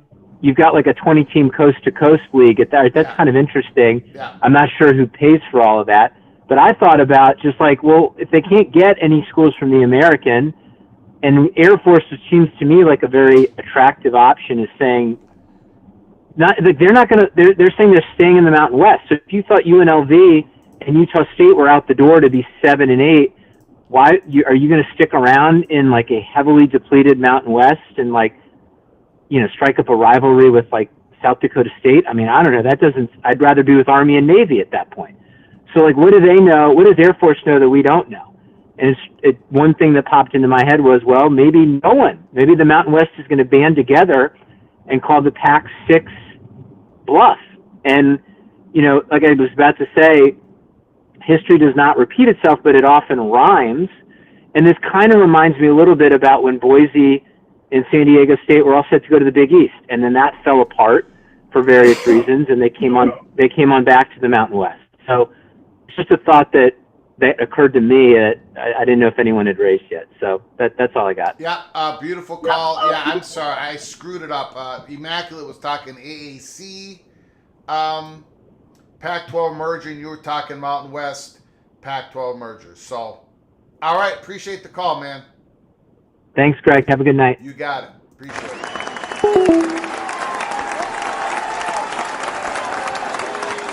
John Canzano says the Pac-12's next move involves Las Vegas.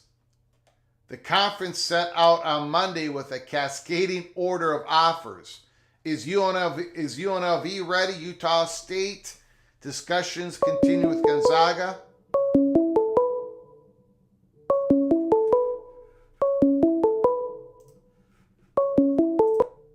Call from Replica. Replica is on the line. Thanks for calling, my friend. The floor is yours. Hey, Greg, how you doing? I hope everybody's doing well. I want to go ahead and tackle this topic that's on today's itinerary. But before I do that, I want to ask a rhetorical question, and feel free to answer it, but you don't have to. Are we really surprised that the Pac has gotten it so wrong? Honestly, are we really surprised that they have boxed it so poorly? I'm surprised, but probably for a different reason. You asked me the question, so I'm going to answer it from my perspective. I'm surprised because when we opened up the Holy Smokes Theater months and months and months and months ago for a matinee show, and we put those 6 schools on the stage, and we put them in their spots for a reason. And I was told months and months and months that these were the 6 schools. They were going to grab all 6. And then they were going to go shopping to the AAC. And I described it as best I could. And then suddenly, out of nowhere, the announcement is, and I knew there was going to be an announcement the week that it happened. I didn't know it was going to be exactly what happened, though. But then they announced the Pac-12, Oregon State, Washington State said these 4 schools. And I'm like, what happened to UNLV? What happened to Air Force? And they should have took the 6. And then when they should have made sure they had their 8-school conference and then go to the AAC. And I'm telling you, the chatter behind the curtain was, there's not going to be a merger. There's not going to be a merger with the Mountain West. They're going to go with these 6 schools, and then they're going to go off. And that was the chatter. And I don't know what happened. I am shocked. I am surprised. I thought I gave you guys a great peek around the corner for months, but it looks like I fell short. I don't know what happened, Replica. I do not know what happened. Well, I wouldn't describe it as that. It sounds to me like one of the 4 who joined didn't want UNLV to be a part of it, because that's the only thing that makes sense for why you wouldn't add 6. I'm going to start with the AAC school side of this, and then I'll move over to the Pac-12. For the AAC schools, it never made sense to me to move unless the payout was significantly higher than what they would get in the American, considering the travel costs, considering the fact that they're already, in my opinion, in the premier G5 conference. Remember, the American is the only G5 conference to put a school in the playoff. And that wasn't a fluke thing. Like, Cincinnati was genuinely one of the 4 best teams that year. Mm-hmm. So the idea of them moving out west didn't make sense to me unless there was a significant increase in pay, exposure, or resources, which right now we don't see any of the 3. Now, for the PAC school side of things,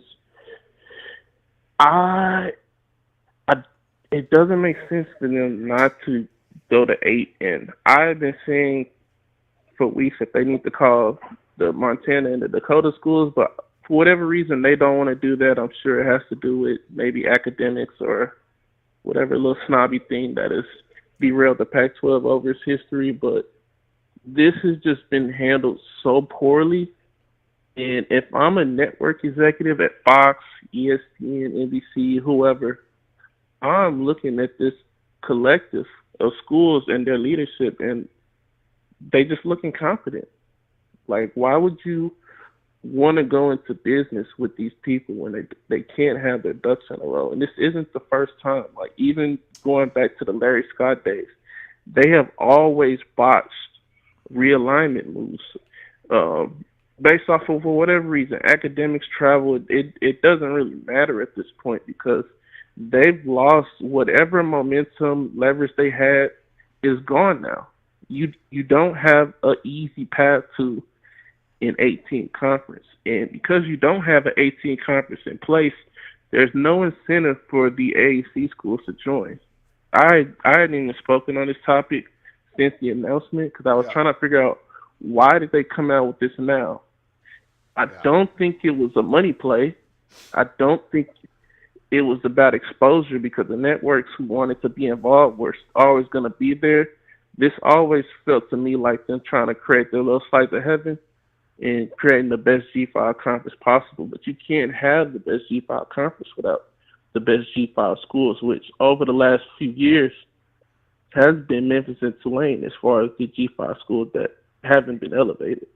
Yeah. So now they're in a position where the AAC schools, if I was in the AAC, I would be trying to add any quality G5 school west of the Rockies I can and just build my own G5 super conference or whatever. Because if you have Memphis, who's proven themselves to be competitive as recently as 2 weeks ago against SSU, if you have a Tulane who's shown they could beat a USC on a neutral field, you have the conference with the most cachet amongst the committee.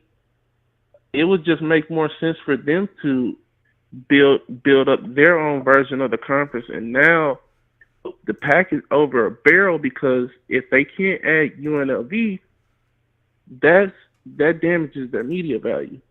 Like, they need that market, they need that city, the venues that it has to host, like the conference events and things like that. They need Las Vegas.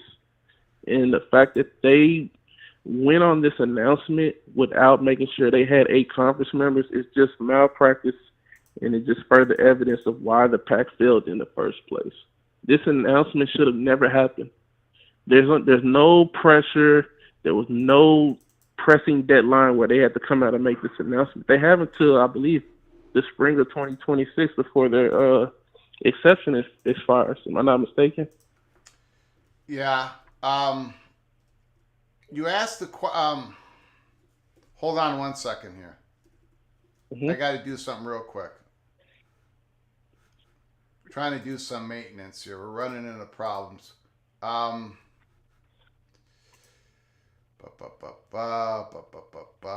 on, everybody. Hold on. You asked what was that? You said something and I did not write it down, and now I can't remember. As far as them making sure they should have had a school. Oh! That you're talking about ACC.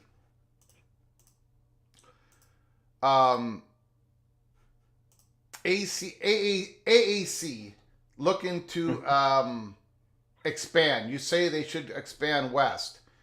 Well, right. The only way they not can... west, but any competitive G5 school that is trying to be competitive at the highest level, they should be looking at. So our App State, any of the Conference USA schools who have shown themselves to be competitive. Because this feels like an arms race to me amongst the G5 conferences of who can build that perennial G5 contender. And the crazy part about it is we don't even have a guarantee that the G5 is going to have playoff access beyond 2026, which makes the PAC decision making in this process even more like it's malpractice. Yeah, you know, the thing about the AAC and possible more expansion, Mm-hmm. they are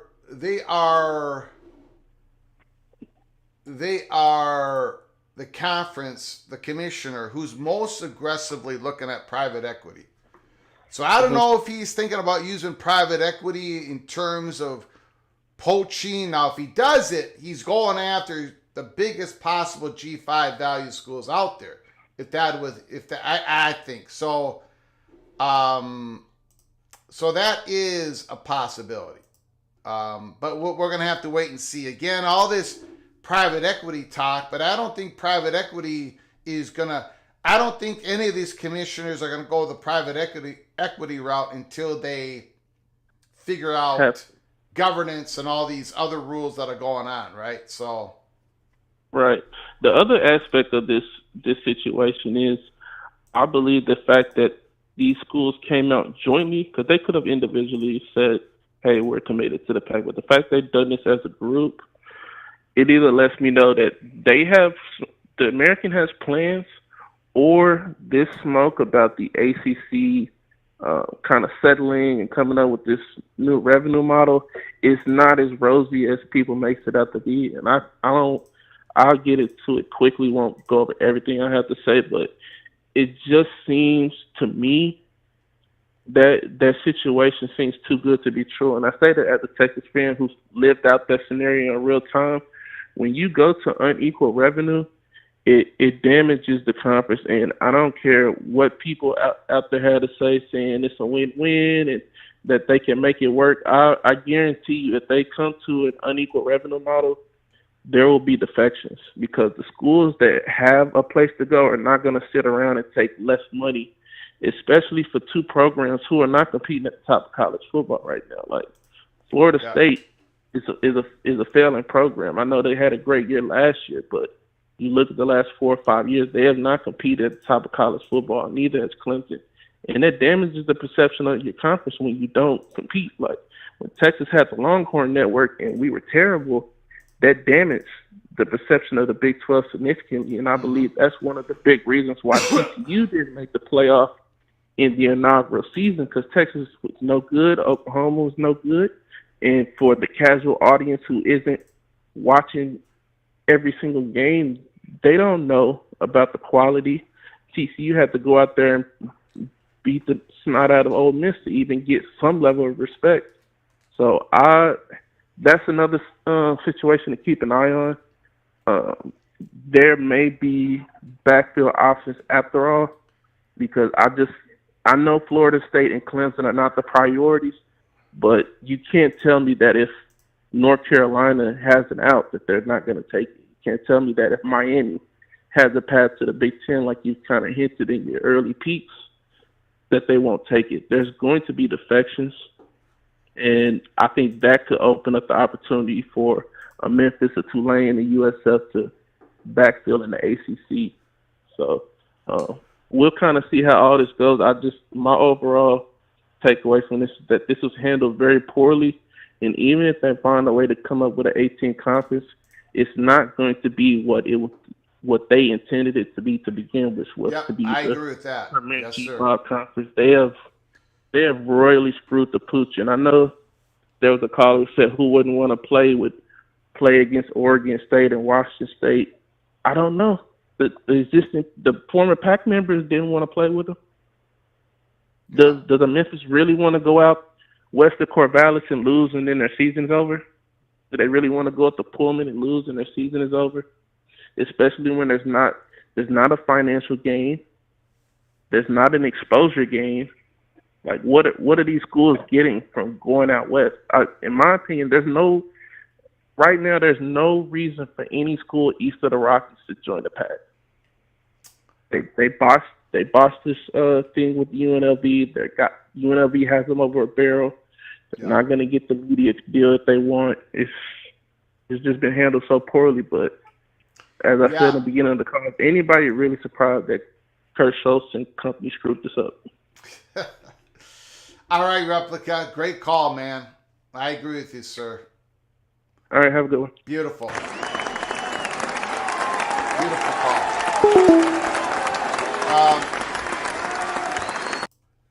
Before we get to Ryan Willie's generous, very generous gift to 5 members and to our channel, I just want to show you guys something here. The AP out with a little article. Ralph Russo, I'm skipping a lot of it, talking about Gonzaga, money matters.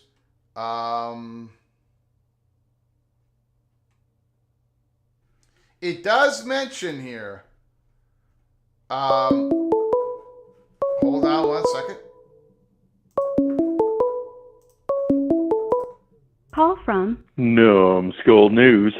Numbskull News. Can you just hold on for a moment, please? No problem. I just want to hit an article real quick, and then I want to hit the generosity. Ryan Willie gifted 5 memberships to us. Ralph Russo just put out an article and talking about how the Oregon State, Washington State, the Pac-12 are moving on from AAC schools to the Mountain West schools. And then it says UTEP and New Mexico State from Conference USA makes geographic sense, but that league recently had its members sign a grant of rights, which we have reported over the last couple weeks, and today that could make it more difficult and costly for them to move. Polling up schools from second tier Division I football would also be an option. Sacramento State from the Big Sky and Tarleton State from the Western Athletic Conference. But it also makes a mention here trying to pull Texas State from the Sun Belt Conference would be far less costly for the Pac-12 and give it a school in the Central Time Zone. I got a feeling that if UNLV and if Utah State both say no, the next school with the biggest domino piece in this wave of realignment as the Pac-12 tried to get to 8 members is going to be the Texas State Bobcats out of the Sun Belt Conference. Now, if you would have told me that was going to happen, holy smokes. Ryan Willie, thank you so much for your generosity. No-blooded, Ramesh Lance, SH, the Architect, and Matthew Carlson, please, when you get a chance, say thank you to the Evil Badger, Ryan Willie, for his incredible generosity to this channel again. Mr. Ryan Willie, I know you said you were going to give this channel 5 gifted membership if my Gophers could pull off the victory. Well, they got their butts handed to them on a silver Iowa black and gold silver platter. But I thank you for your generosity. All of you are hereby knighted cloak and dagger once again.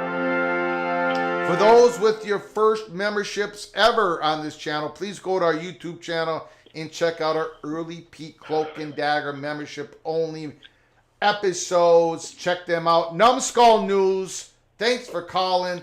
Thanks for your patience. I am incredibly interested in what you think is about to go down in realignment. Well, first of all, I don't disagree with Immaculate on a lot, but I know he called in earlier. I think it's going to be Texas State and UNT they go to, personally. Now, of course, they're going to try to get UNLV, but I do agree with Immaculate on that. That the Mountain West, they got money to play with now. They're going to get people paid. UNLV's got a big decision to make. Do they want to pay that huge exit fee to get out? And then, but, let's just, another thing that was reported, though, was that the PAC has certain assurances from some TV partner out there as far as the kind of money they can expect to get. So they're not working with just no numbers and everyone's just, gambling going to the Pac-12. I don't think Boise State and San Diego State are gambling. I think they know that there's already some predetermined numbers depending on who they get. Yeah. But I don't believe it was ever going to be Memphis or Tulane or any of those schools. It's not enough money to make that travel worth it. Period. End of story. People came to the Big 12 and the travel's insane, but you make enough money for where it's worth it. Yes, yeah. The Big Ten obviously is worth it. Stanford, I still think Stanford and Cal are dumber and crap for going to the ACC for $10 million a year. If it was for a full share, I could understand it, but that's ridiculous. But what I think is going to happen, they will go to Texas. I think they need to be in Texas. And no, it's not some huge, insane trip to go out west. And especially if you grab two Texas schools so they have a writing partner, that's why I'm saying UNT and Texas State. But I do have a question. Was UTSA also a no? I didn't see that in the Ross Dillinger tweet. UTSA is a no. They're committed to the AAC. Yep. Okay. Yeah. Well, I think they're stupid. I don't blame Memphis. I don't blame Tulane. Especially, I don't blame the South Florida Bulls. That's an insane trip every other week. I get that. Yeah. And plus, they're going to be the first ads when the ACC collapses. So I get that. But UTSA, what are you doing, guys? That dumb. So Texas State should definitely take advantage of that stupidity. And I think they'll go to UNT as well. I do like the two FCS schools you're talking about, the Bison and the Jackrabbits, but I think they're pretty far down the list right now. Got it. Yeah, I think so too. All right, man. But I think they'll get in eventually. Yeah. They're exciting programs. They got a good fan base. Yeah. Good fan bases there. Yeah. But we got it. The PAC stuff's exciting, man. We got a little bit of breaking news here, so I'm going to let you off the phone. Numbskull News. All right. I appreciate Break it for me, sir. Thank you for the phone call. We got a new article. Ross Dellinger just came out. Whoops. I'm screwing up left and right. Thank you, Numbskull News. I appreciate it. I do apologize as well. Ryan Thomas, Greg Flugart Tech isn't leaving the Big Fridge Conference. Greg Flugart Tech can't even get accredited. Here we go. We got breaking news here, or at least a breaking news story. Ross Dellinger just released 2 minutes ago. Pac-12 targeting Mountain West members for expansion after AAC schools spurn interest. The Pac-12 leaders are mobilizing in pursuit of more expansion members after a group of American Athletic Conference schools decided to spurn the league's interest to join, likely resulting in a pivot back to the West. Leaders of the conference, as well as consulting firm Navigate, are meeting Monday over other potential options, including an effort to target Mountain West members, Utah State and UNLV, as well as an ongoing discussion with basketball power Gonzaga. However, the clock is ticking. The Mountain West is in a proverbial sprint to secure its membership with financial incentives, much of which are derived from the exit and expected penalty fees owed to the league from those schools that left for the Pac-12. The exit and penalty fees are expected to eclipse $120 million. The Mountain West is proposing a tiered distribution of wealth, each member receiving a financial boost. In fact, Air Force Academy has already signed the agreement with the league. The academy is expected to receive a signing bonus of at least $10 million. Sources tell Yahoo Sports. At least another school, UNLV, is expected to receive a similar financial bonus if they commit to the Mountain West. Commissioner Gloria Navarez has said at 5 p.m. Mountain Time deadline to sign the deal as the Pac-12 races to potentially poach more members. 5 o'clock Mountain, that's what is that? That is 6 o'clock Central Time. What time is it? It's 5 o'clock Central Time. We're going to stay on the air, no question about it. At the Pac-12 for now, a 2-school league needs to reach 8 full members by the summer of 2026. We know all about that. The pool of candidates is shrinking for the Pac-12 as of 3:30 p.m. Mountain Time, which is about 30 minutes ago. Utah State, San Jose State, Nevada, and UNLV have not signed the deal with the Mountain West. UNLV and Utah State officials have seen the expansion presentation from the Pac-12, something Yahoo Sports reported last week. As of 30 minutes ago, San Jose State and Nevada are holding back on signing the Mountain West agreement. The Nevada System of Higher Education, its Board of Regents, governs both schools and must approve decisions related to conference affiliation. The current governor of the state, Joe Lombardo, is a graduate of UNLV. The president of University of Nevada, Reno, Brian Sandoval, is a 2-term governor of the state who holds respect and power among the regents. Holy smokes.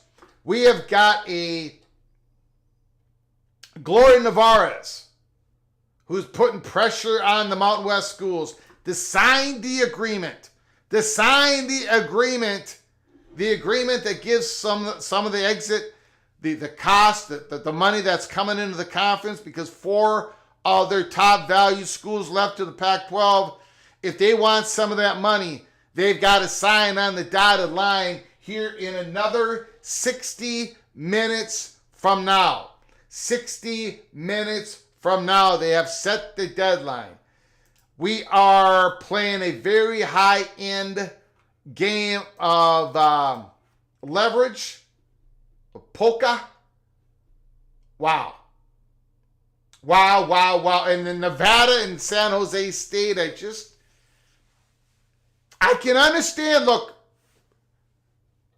Nevada not signing that because the UNLV situation. In San Jose State, again, they have a relationship, California State School with Fresno State. Again, they're sitting back waiting to see what happens, but they've only got 60 more minutes to sign. Again, I think we're going to get an answer here real soon. Real soon. Holy smokes.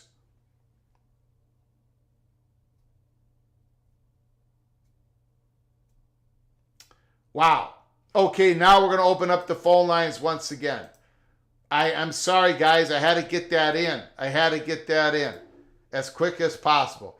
If you are new to the channel, or if you haven't done so yet, please hit the subscribe button. Subscribe to our channel. Smash the like button. I appreciate it very much. Make sure you turn on your notifications. We can come on live at any time at all. So make sure your notifications are turned on. And if you want to support this college football rebel outpost with a donation, hit the $ where you make a comment, and we'll get to your super chat as quick as we possibly can. Call from Ryan Thomas. Ryan Thomas, the floor is yours. Yeah, I just actually recalled something. So, Gloria Nevarez, when she was the commissioner at the West Coast Conference, Teresa Gould was her deputy. So I kind of find this interesting that there's a personal story to this, Greg. Yeah, or at least a professional competition. Let's put it that way. Oh yeah. I mean, you have to look at Navarro's position, right? Because you enter the scheduling agreement and you set those tough penalties to avoid being poached to begin with, right? Or try to or try to keep your league intact. So I mean, this is probably personal in many ways. So it's interesting. But we've got another hour to go. We'll see. This is some high stakes drama, Greg. It kind of reminds me of the fight scene in Anchorman. Just picture that. Yeah. But anyway, I just wanted to bring that up. I'll get off the phone and let others call in. Appreciate it, man. Appreciate the call. Again, if somebody wants to call back again, Numbskull News or anybody else, give us a call. I do apologize, the Numbskull News. Breaking news. Sometimes we have to come on in and. So if anybody wants to call, give us a call or call again. Give us a call. Appreciate it. Things are changing by the moment. Jeremy LaHaye, if the Pac-12 gets UNLV in USU, then a media rights deal put together, do you think they go back to Memphis and Tulane? I don't think so. I don't think so. I think that is when these presidents, I don't think Memphis and Tulane are I don't think they're going to become available. They've made, I saw Memphis public statement. I don't think so. That is my take on it, Jeremy. Now, other people might disagree with me, but I think that bridge is, for now, burned up. Tracy FSU, I know this show is about breaking news, but I want you to start tuning those pipes for Seminole win, please. Wow. Now, wait a second. Time out. Is this a donation to for me to sing a song? Who does Florida State play next week? What's going on here? Hold on.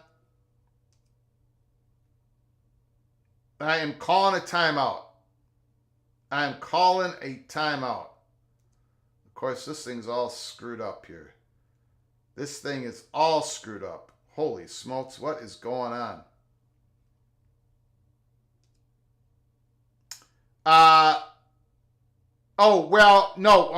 For Florida State's first win. Okay. So this is how it works, Tracy FSU. For me to sing a song, regardless if it's your fight song or a song that is closely connected to your school, like Country Roads, you make a donation the week of when you play a game, and you got to be the underdog when it comes to Vegas. If you make a donation, and if you win the game, I will sing your song on the next live show. Hold on, Tracy. Call from Immaculate. Can you hold on for a moment? Sure. I appreciate it. Tracy, because you did not know the rules, I will do this.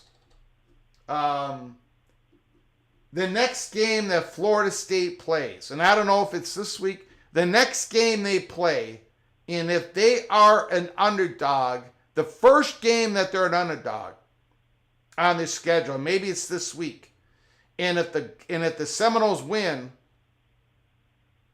I will sing the song. So consider this super chat as part of your shot for me to sing the Seminole win song. So I don't know if it's this week. I haven't looked at the lines. I was so destroyed last year. No, I think Florida State is going to be an underdog at some point this year. The next time the Seminoles are an underdog, and if they win that game, I will sing your song. All right? Appreciate it, Tracy FSU. Thank you for your super chat, for your continued generosity to this channel. I think we're the only college football channel that sings songs during the year. Might not sing them well, but we do it anyways. Immaculate, the floor is yours. Thanks for calling, my friend. Yeah, I actually wasn't going to call back, but you opened it up to callbacks, and no one else was calling in, so I just thought I'd give a call. I just wanted to say there's a lot of emotion out there with what's going on. Yes, and sir. anyone that is directly involved, I get it. And I think everyone else gets it. Like, this is a rough day for many. And there are some of us, we're so tied up in this and we get so caught up in that, I get for some that this is very hard. But I'm just a person analyzing the situation and coming up with my own opinion. Mm-hmm. And I don't think I've ever once tried to intimate or say that I am infallible. In fact, I know I've called in on your show multiple times and been wrong in trying to counter you. So I know when we're in disagreement on something, the odds are not in my favor, and that's okay because we're just talking.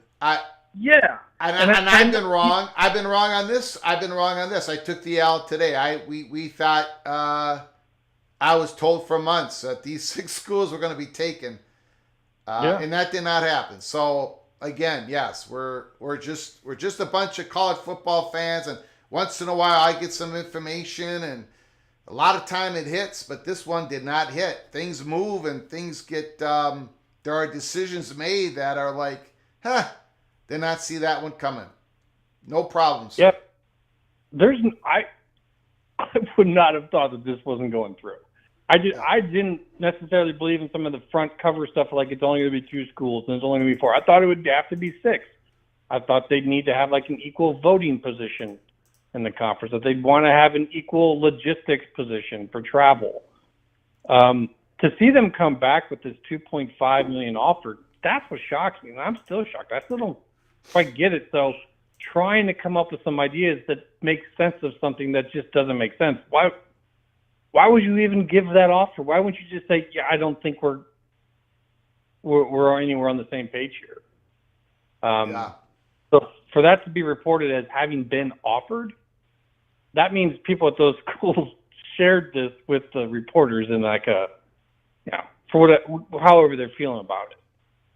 But I have a lot of Washington State and Oregon State folks that I chat with online. I really do not want anyone to think like I don't like those folks. If anything, I kind of empathize with them more than anyone else going on right now because they're the ones that are in this boat. Yeah.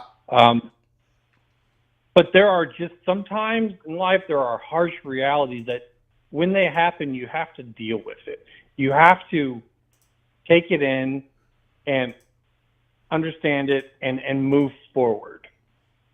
And that's when I'm saying some stuff, that's kind of what I have in mind. It's like, I'm not saying I'm going to be right, but I'm trying to help in that regard. Because I know when you're in a highly emotional state, it's really hard to think clearly through stuff. It's one of the reasons why Gloria Nevarez at Mountain West, I think, might be actually the best commissioner in all of sports.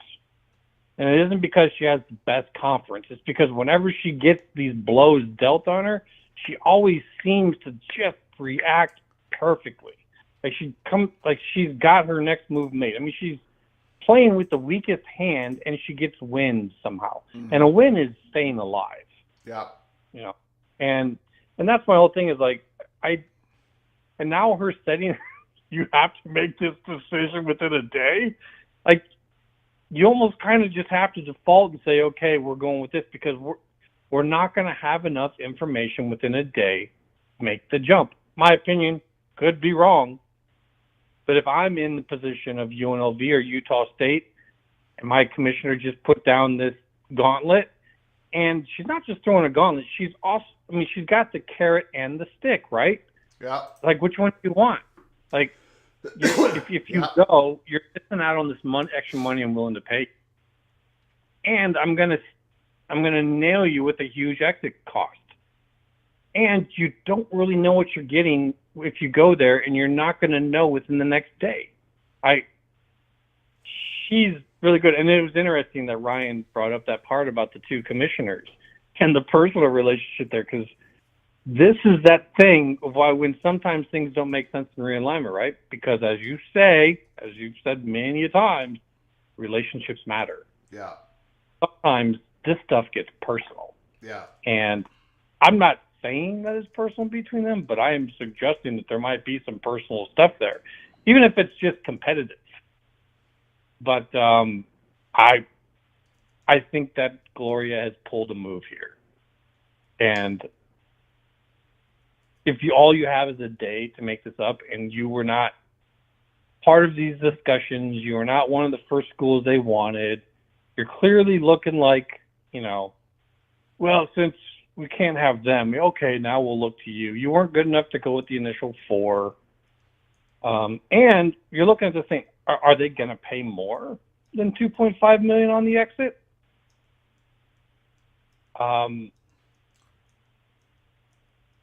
Yeah. Sorry, I was just looking at something here. Tim Pernetti just liked the comment I made, so I'm taking note of it.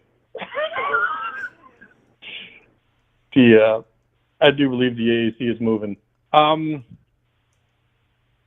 So that's just what I wanted to get across. Like, I had a little situation there in chat, and I get that people are upset, but this is tough, and I think that OSU and WSU pull out of this with a good situation. They're just going to, maybe some folks just step away from a day or two and see what the final is, because right now, when you start to see step by step of what's going on, the stuff is tough. Yep. Yeah, it is. It's tough it's for tough. It's tough for all the you got the fans, you got student athletes, you got people thinking they're going to go to their home school, where they're going to play, travel costs for their family. You've got alumni, and then you got the boosters who are like, geez, they're disagreeing with each other. They're calling the athletic director, and it's not everybody's going to be on the same page when it's this close of a call. So, yeah, it's stressful, man, and it's going to get decided here pretty soon, I think. Yep. Yeah, it has to, right? Like, that is. Yeah, it's just how it goes. Yeah. You set down the gauntlet. Yeah. Like, you have to do this now. Yep. I don't know what happens if they call it, right? Like, is this a bluff? Like, do they call it? I don't know. So, anyways, that's all I really got. I'm all right. Just following this along with you, man. Yep. I just wanted to say that for if some people thought, no, I think most of us in here to some degree are pulling for OSU and WSU to somehow get through this with something that is respectable and competitive. Okay, we got breaking news. Breaking news. All right. My apologies. Hold on, Immaculate. Okay. Hold on the phone. All right. Hold on the phone. Okay. Phone. Breaking news. UNLV has agreed to commit to the Mountain West for future membership. This looms large for the Mountain West, as UNLV and Air Force are considered the flagship schools for the league's future. UNLV is not going to be joining the Pac-12. So, we are down to 3 Mountain West schools that have not quite signed on yet. San Jose State, Nevada, and I gotta believe Nevada is not going to be. I think Nevada is going to sign on here real quick to the Mountain West. So that leaves San Jose State. And if it ain't San Jose State, then we're going to be looking at the Texas two-step, or a Texas in New Mexico, a Texas State. I don't know. But this is getting more and more interesting. Utah State, San Jose State. I got a feeling though now Utah State is the biggest domino piece. Well, wait a second here. On that last report, Utah State one of the schools that I think they were one of the schools that was listed that they had not signed the Mountain West. So Utah State is the next domino to fall or not fall. Immaculate, what are your thoughts? This is what you thought was going to happen, that UNLV was going to commit to the Mountain West. Yeah, there's not enough time to determine, and plus, I mean, it's got to be understanding for them. Like, they weren't part of the first 4, and there's some understanding to that. Like, maybe the plans would have leaked because they're in the same board with Nevada and whatnot. But you just saw that the PAC was not willing to pay for those schools off to the east. Yeah. So I'm guessing they were not promised anything more from the PAC. And I'm going to report a little thing to you. This might mean nothing, but to me it's interesting. Got it. Now, I posted a reply on X to a reporter. You're well aware of her. And I said, just wait and see what he does next. And I was referring to Commissioner Pernetti. And he has now liked that. Who liked that? That's what you know. But that's not something that most people can see. You can't see what people like, but I can tell you and report to you that Tim Pernetti has liked my comment saying, just wait and see what he does next. Oh, okay. All right. So, wow. Could mean nothing, but that's really like a live report on your show. Wow, The only one who can see that. Oh, my God. So, that's why when I kind of got caught up when you were talking, I kind of lost my focus. Got it. Like, Got it. I had to look. I'm like, is that really him? I'm like, that's I understand. him, I think. All right. Yeah. I appreciate it, sir. Wow. Stick with we'll us. see who's next. I tend to think that UNLV saying this means expect more of the same from down below because they're not going to get offered more. Yeah. And, so I think that now we're watching. I think the pathway of the dominoes has now been decided, and now we could just watch the dominoes go down on that pathway. And it's not the pathway we thought we were going down. No. We got another. Oh no, I'm sorry. Forget it. I apologize. I forget it. That wasn't something new. I thought I had something new. Okay, thank you, sir. Appreciate it. Absolutely. Talk to you later.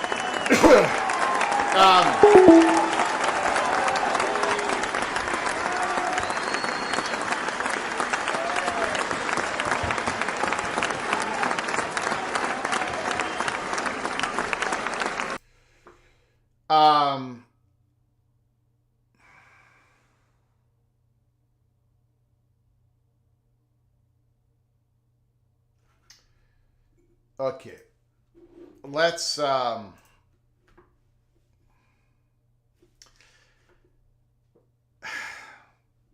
if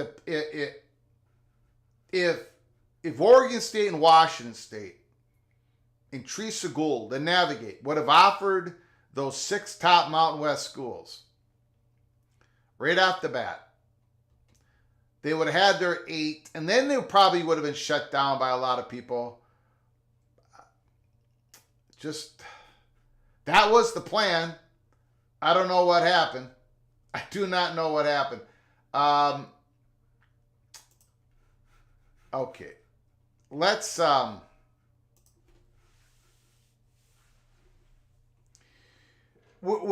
guess we still have to, until we hear something,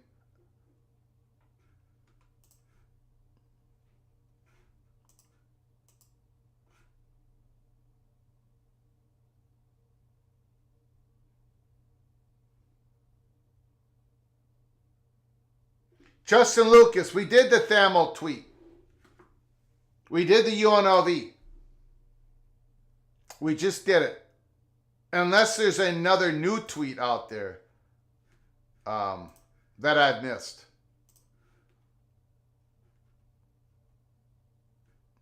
Oh, San Jose State also plans to commit this evening. I appreciate that. Have we heard from Utah State? Have we heard from Utah State?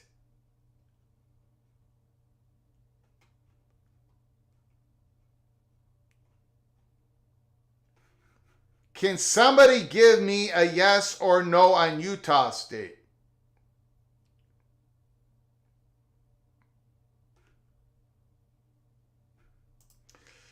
Well, we got the old Texas two-step. Right? We talked about that 2 weeks ago. I don't know. Texas State has to emerge. They're talking about Sacramento State.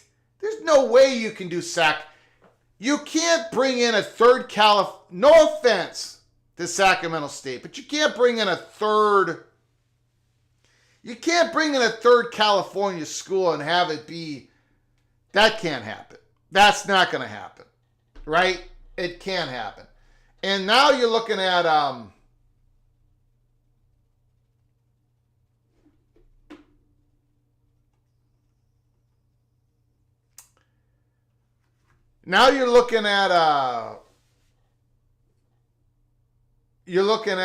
Tarleton State and Texas State. A Texas two-step, but not the Texas two-step that we thought.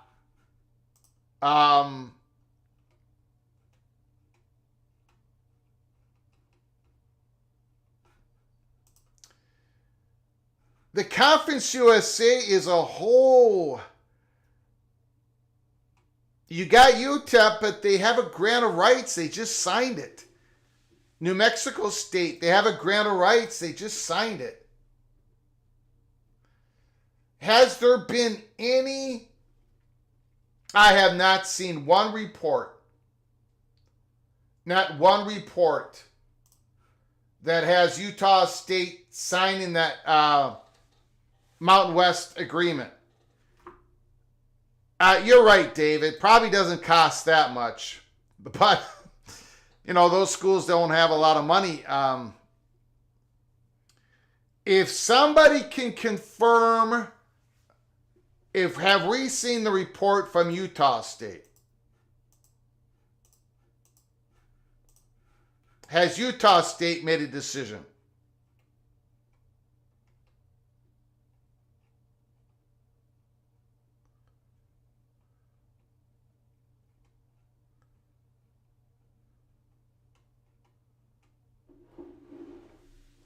San Jose State, everybody else has committed, I believe.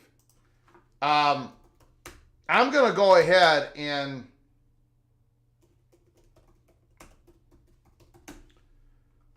I'm sending somebody a message.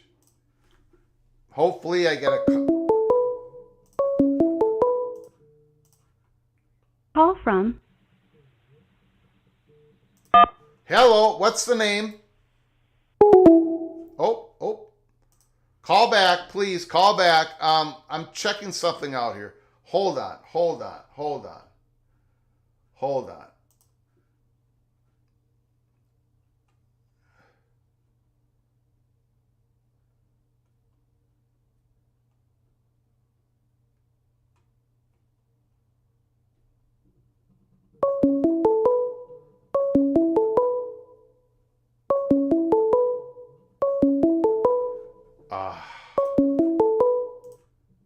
Call from.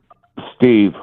Steve, can you hold on just 1 second? I just got to read the end of this. Hold on. Please, Steve. Hold on one moment. Sure.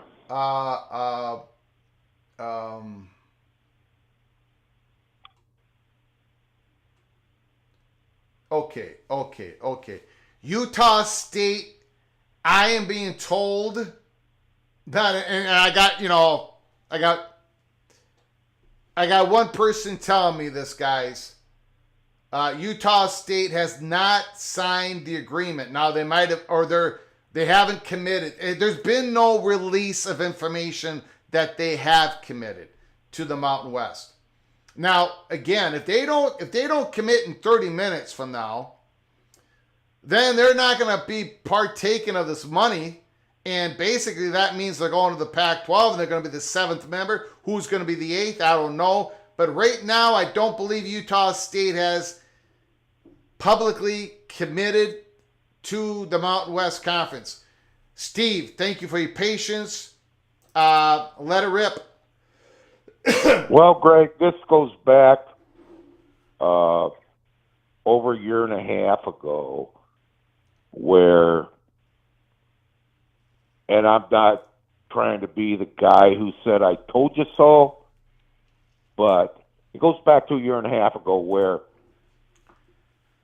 Washington State and Arizona State were gone to the Big 12 because this was going to happen, and this was going to be bought out, and this was going to happen, and everything. Well, it didn't happen. Okay? Now we're at, well, it's Memphis and Tulane, and they're going to get out of that AAC, and they're going to join Oregon State and Washington State, San Diego State, and everybody. Oh, yeah, this is going to be great. No. It wasn't going to happen. There's a lot of reasons. Financially, it wasn't going to happen. Okay? When everybody ran the numbers, it was not going to happen, Greg. And then you have the ACC sitting out there, and well, we'll just take Washington, and we'll just take, we'll just take Cal, and we'll just take Stanford. We'll let SMU buy in. Well, why did that happen? Because Washington State and Oregon State, quite frankly, didn't have a place to go. Okay? Mm-hmm. So now they're sitting out here, and apparently, or however anyone wants to perceive it, because nobody really knows the financials, they have a war chest. Well, the war chest wasn't going to work. Okay? If anybody knows anything about how business works, and how when all the numbers are crunched, Memphis and Tulane are going to say, I don't know how we can make this happen right now. I just don't know how we can make this happen. Cal and Stanford can, SMU can, gone to the ACC, but how are we going to make this happen? And the bottom line is, nobody understands the true financials of these universities switching from one conference to another. Okay? Yeah. UConn left, they paid $17 million in 2020, and by 2026 they got to pay that $17 million. UCF, Cincinnati, and Houston left. They got to pay whatever amount they got to pay. So in these financial times, and the AAC is struggling to keep things intact, why would anybody think that it's going to be less than $25 million that the AAC says you're going to pay that if you want to leave? It's not going to be less, yep. It's not going to be, Greg. Yep. We gave UConn a break. We gave Cincinnati a break. We gave UCF a break. We gave Houston a break. No. Get real, people. Okay? There's a reason why Oregon State and Washington State didn't end up in the Big 12 when it was the best financial situation for the Big 12 and Oregon State and Washington State. No, it wasn't. Never was. And Cal and Stanford's gone to the ACC, so Oregon State and Washington State could probably get in there too, along with them, and have a Western wing. No, it wasn't. Was never going to happen. Hasn't happened. Will not happen. Okay, so everybody's got to be in reality that Oregon State, Washington State has what they want to get from the Mountain West.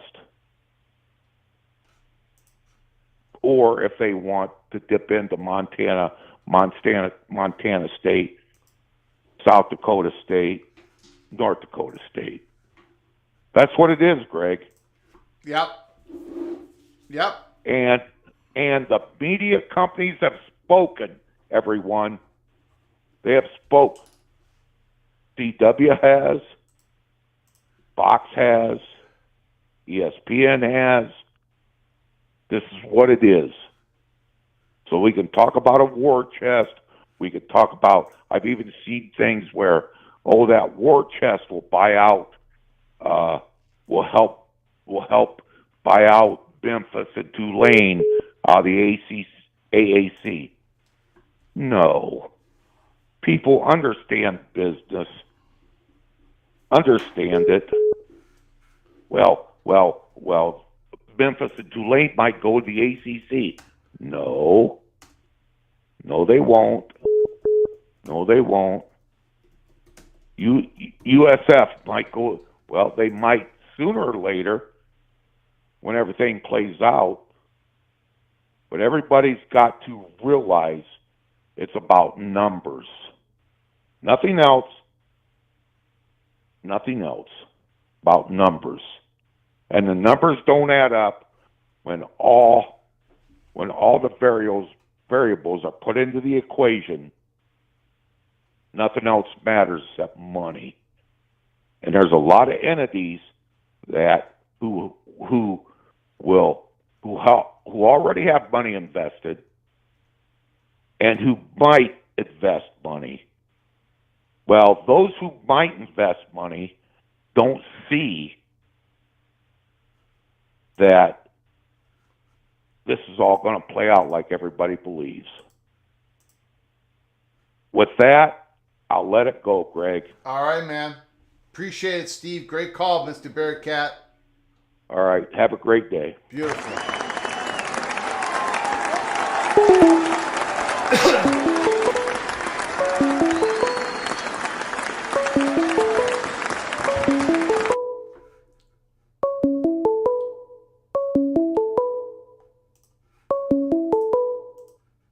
Call from Dave Volinsky. Dave, you are on the line. The floor is yours. Let it rip, sir. All right, let's talk about the home team for a bit. I'm from Minnesota, and I'm not happy with PJ Fleck. Hold on, Dave. I agree with you. According to, I'm sorry, Dave, we've got breaking news all over the place. Brett McMurphy, Action Network, 12 seconds ago. With UNLV and Air Force remaining in the Mountain West, Utah State has received an offer to join the Pac-12. Now, usually this means when you receive an offer, that means you've told the conference that you are going to accept. So, traditionally, this would mean Utah State is joining the Pac-12. This is not a traditional day. This is not a traditional day. But if Utah State agrees, if they're gonna go to the Pac-12, they need one more member. One more member. Again, this is not official. Utah State has received an offer. Traditionally, that means it's a done deal. But again, we don't know. This has been a crazy day. Dave, go ahead. I'm not happy with PJ Fleck either. Let it rip. How are you not able to adjust?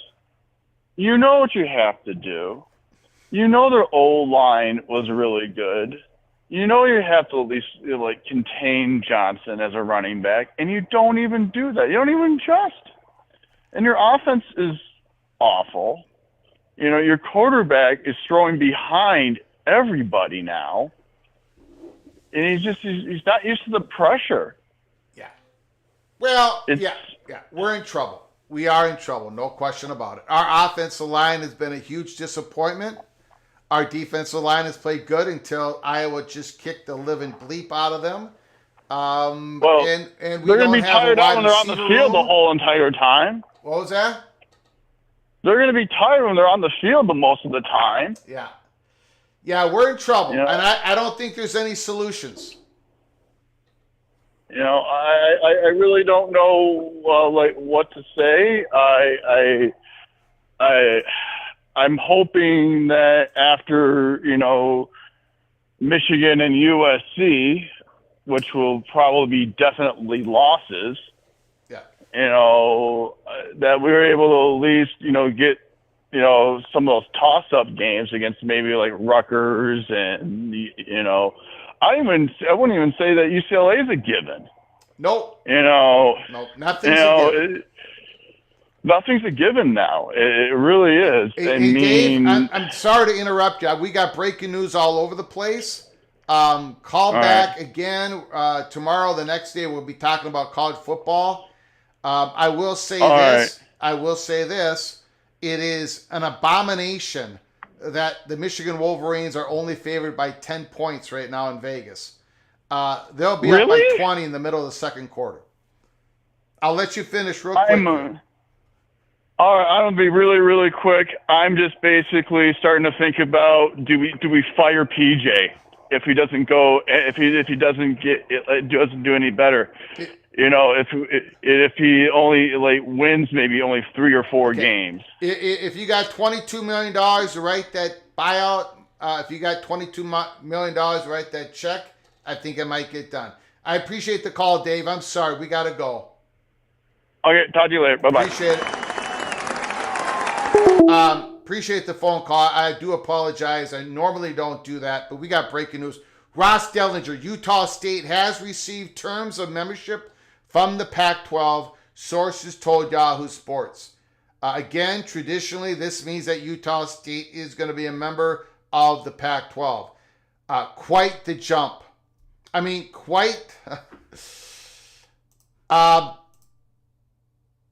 And a historic, if this is happening with Utah State, I mean, now you can agree or disagree on the move.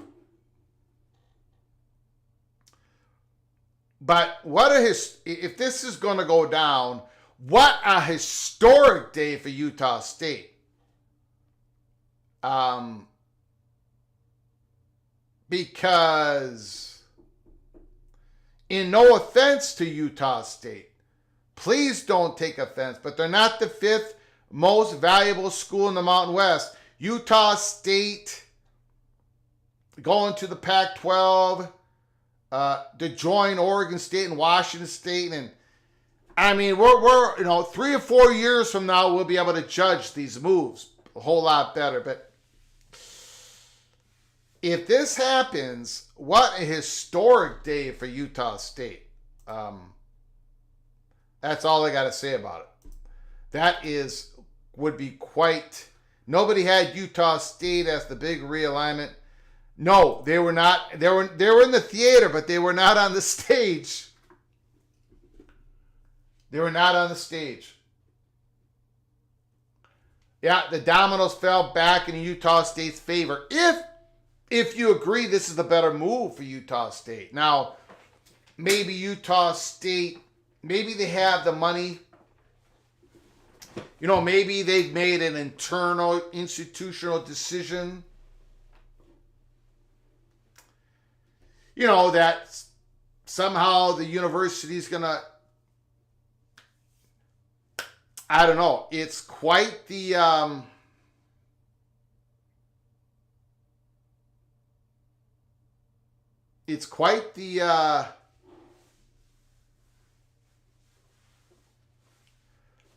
JB, add Utah State and Texas State. They're still one school short.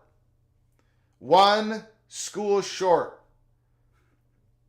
I don't know, Lewis. I don't know.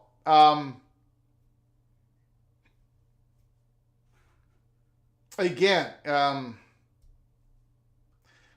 I don't think any Utah State fan, alumnus, faculty, I don't think any of them ever thought they'd be playing under the banner of the Pac-12, even though it's not the same Pac-12. I don't think Utah State ever believed they were going to be conference mates with Washington State and Oregon State. Again, the dominoes just fell that way.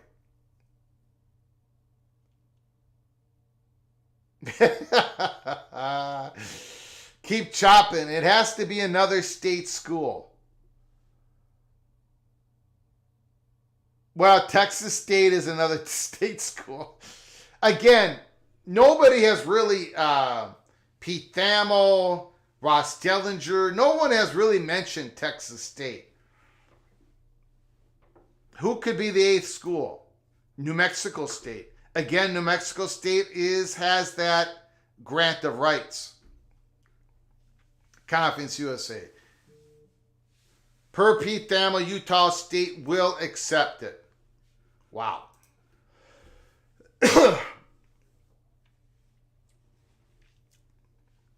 UNLV also received an offer to join the Pac-12 today. Sources tell NBC Sports, but out of 14 minutes ago, it did not accept it, and it intends to reaffirm its commitment to the Mountain West. So it's not a traditional day. The Pac-12 actually offered, and they got denied. You don't usually offer unless you know, boy, Pac-12, they're being a little bit, anyways, Pete Thamel. Sources, Utah State is expected to take its offer from the Pac-12. The confirmation of accepting the offer is expected soon. Utah State is a Pac-12 school. Again, they're going to be joining the Mountain West mates. San Diego State, Fresno State, Boise State, Colorado State. And I expect those 4 Mountain West schools never anticipated that Utah State would be also joining this conference. Now the question is, who is the 8th member? And I gotta believe it's gonna stop at 8. John Till, Utah State plus Texas two-step holds at 9 teams. I don't think there's going to be a Texas. I think the Texas two-step is over, and it might not even be one Texas school in there. Thank you for the super chat, John. Appreciate it. North Texas has a huge enrollment.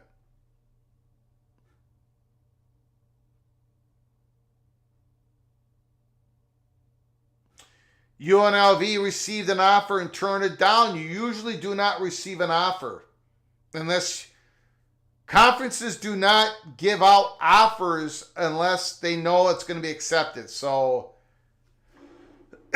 wow. Jimmy, University of Nevada, Reno has changed its name to Nevada State.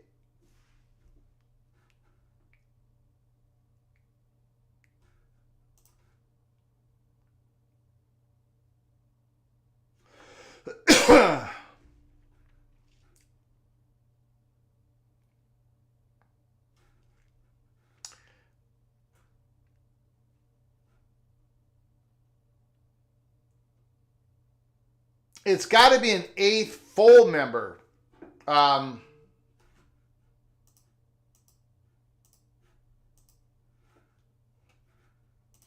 Again, if you have just joined us or you have never, if you haven't yet subscribed, please subscribe. Smash the like button if you like our content.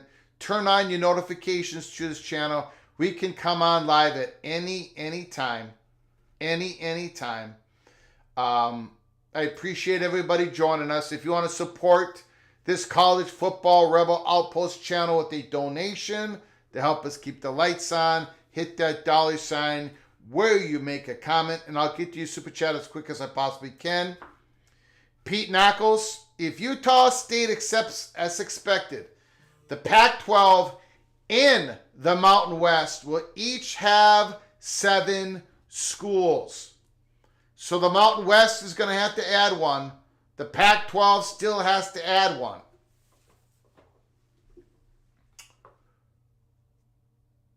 Again, it sounds like Utah State is going to accept, and the Pac-12 needs to add one more school, and now the Mountain West needs to add one more school.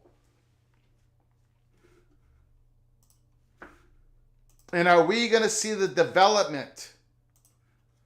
Are we going to see the development of an FCS program moving on up?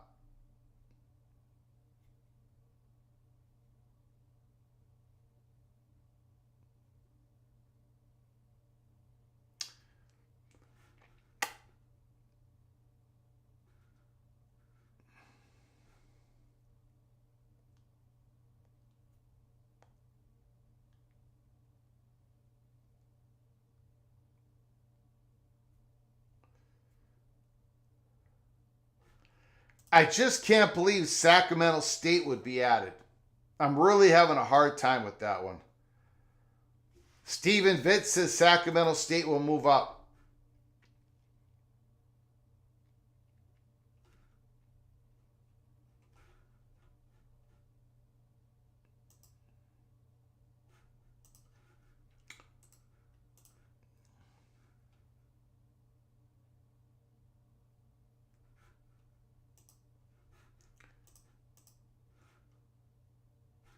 Marshall, to the Pac-12, please. Yeah, no question about it. But, geez, you're going to have Fresno State, San Diego State, and Sacramento State. I cannot see that. I cannot see it.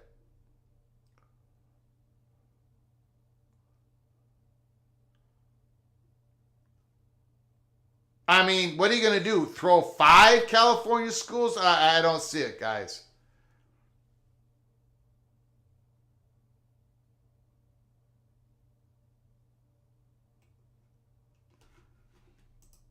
Phone lines are open. 763-260-1333. We're going to continue to stay on the air as long as possible. I got a feeling there's going to be more breaking news. Yep, we did that, Justin. Yep.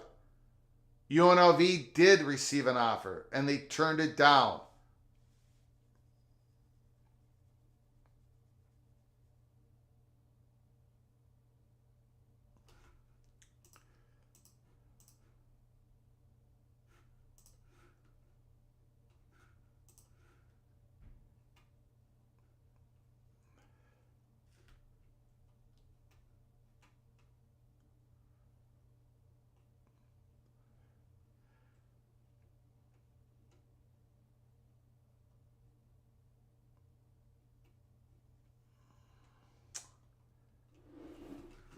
Okay, let's check something out here. I am going to check something out. Give me a moment.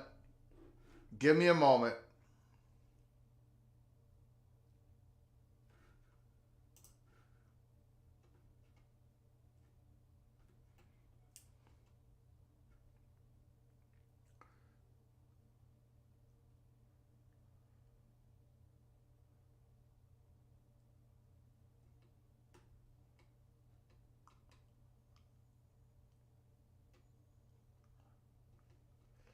No, nothing there.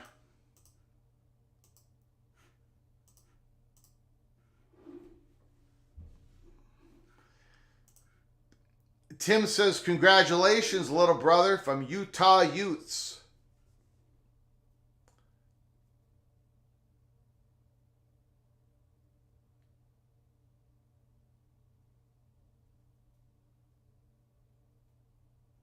Why would anyone pay more for the PAC than the Mountain West? I think they would. I think they would get more. I think they would get more. They're more valued from the media partners. Now how much more is the question. Lewis says Wyoming is my guess. I think we were. I've got a sense that there's.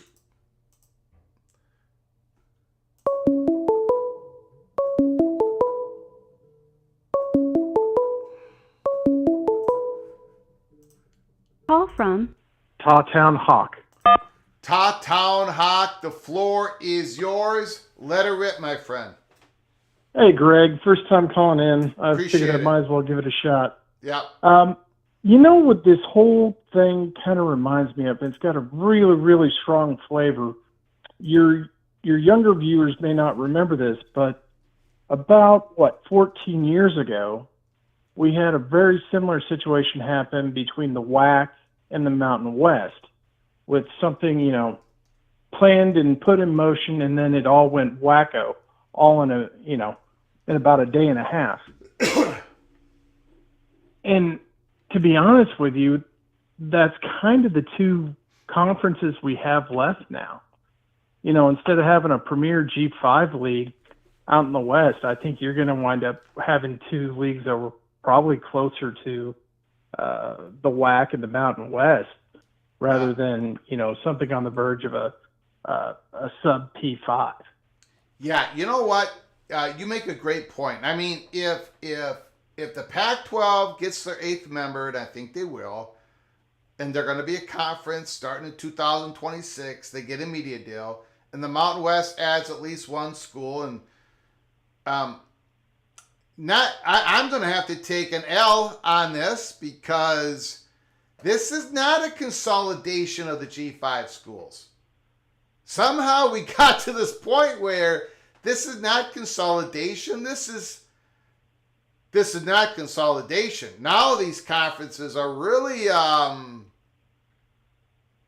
you know, it's the new Pac-12 did not leap out in front of the AAC. So this was not a consolidation at all. Well, a little bit, but not to the extent I thought was going to happen. Go ahead, sir. Well, then I think you're going to wind up with more teams at the end of the year, to your point, that you're going to have some top-heavy, lower G5 leagues. You're still going to wind up with maybe 3 or 4 teams competing for, you know, those last slots into the 12-person or 12-team playoff. Yeah. And of course, the playoffs are probably going to, you know, yeah. I don't want to go down a rabbit hole. I was just about to go down, but I think the playoffs format and the numbers is going to change. Yeah, it isn't quite shaken out the way I thought, and a lot of people, a lot of the chatter behind the curtain. I think we're going to look back on this, Hawk, and really kind of try to figure out why did Oregon State and Washington State not pull the 16 trigger instead of the 14 trigger right away. Well, the way I look at it, the television contract potential now with the members that they're going after is radically different than if they'd, you know, taken the top 4 out of the AAC. Oh, yeah. I mean, yes. Yep. The only way I could see ESPN being interested in that, they, you know, the properties that were out west that they really had an interest in was Boise State and BYU. You know, they had their independent contracts at one time. And of course, they're still looking for late night slots, but we have breaking news. Utah State expected to accept Pac-12 offer tonight, source told Action Network. That will leave 7 football members in both the Pac-12 and the Mountain West, one short of NCAA requirements for an FBS league. Go ahead, sir. Continue on. Well, Greg, do you think that they necessarily have to button up the 8th team right now? No, yes, they do. Because they got to start working on a media deal. For the television they gotta contract get an negotiation. pretty quick. Yeah. Okay. Yeah. Well, that's about all I had. I just figured I'd call in and put my 2 cents in for once on air. I appreciate it. Call again, Hawk. Appreciate it, my man. Will do. Thanks so much. Bye.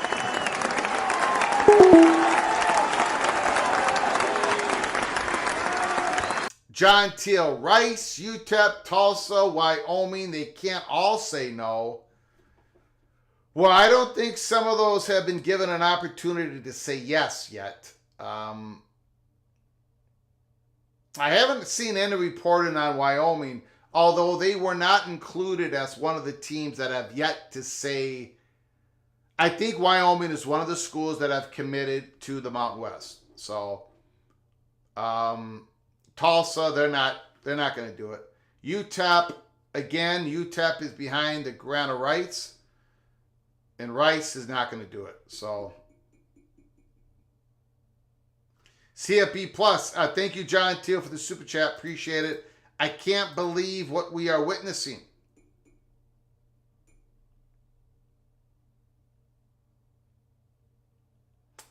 People are talking about Albuquerque, New Mexico,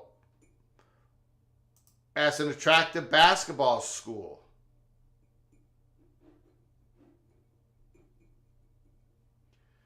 That's right. We got 1 minute to make the commitment. It sounds like all that's been decided. I think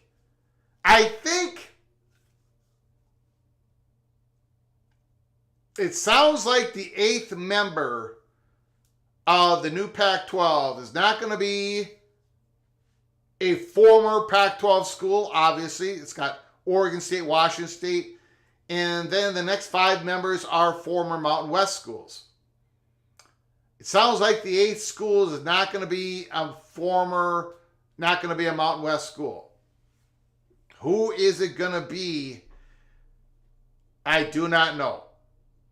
And I'm not going to make a phone call. I'm not going to poke and prod because I got a feeling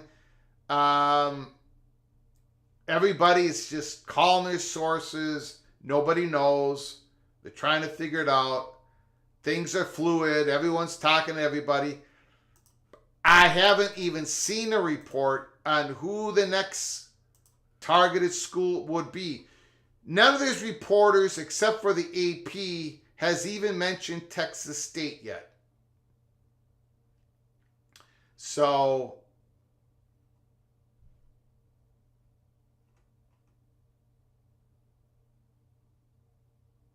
everybody is reporting the same thing. Nicole Arbach. NCAA, it needs 8 members. The Pac-12 is going to be at 7. The Mountain West will also be at 7, including Hawaii. So it sounds like, Hawaii is not going to be part of what could possibly happen here.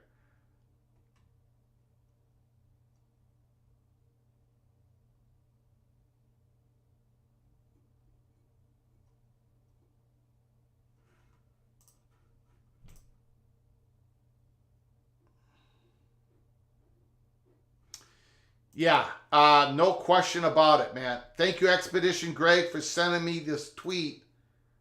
No question about it. Stuart Mandel, the Pac-12 strategy to expand in multiple phases may have backfired. It did backfire. The Mountain West Conference is using the exit fees from the 4 that departed to sweeten the pot for other ones to stay. I don't understand it because I don't get it. I don't get what just happened. I don't get what has happened here. We have been told for months, and I reported to you the 6 schools. And I also reported it's going to be an all or nothing type of thing. And it wasn't. It was, they actually took 4, only 4 of them.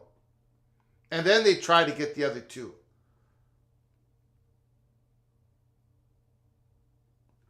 Gene Calderon, go Sacramento State Hornets. Man, oh man, oh man, oh man.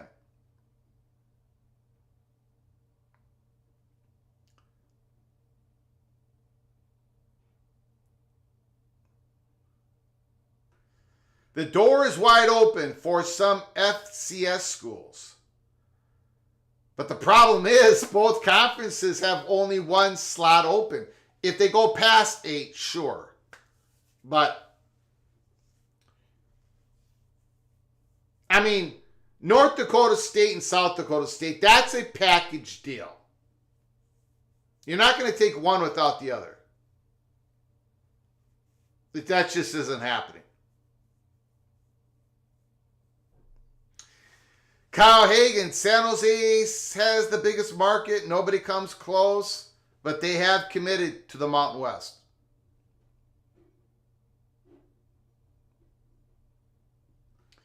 Yeah, but they have rebuilt. They've got 7 schools signed on. Robert Perez. Fresno State would have been a lot better off if you all guys decided to take 2 more of the Mountain West schools when you made the decision.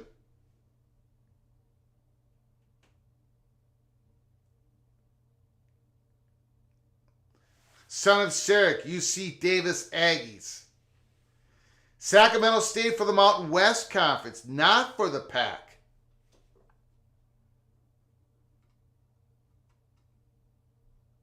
Gonzaga does not count for an 8th school. It's got to be a full member.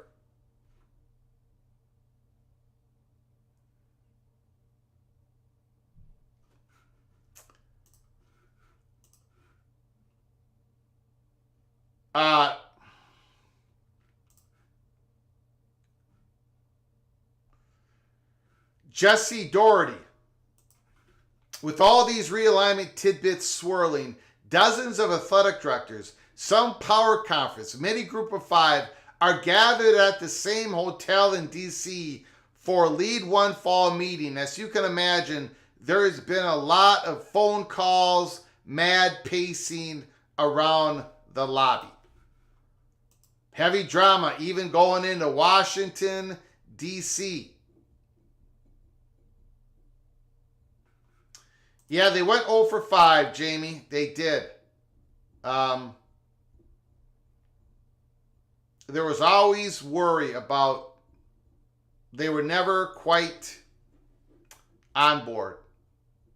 A lot of issues.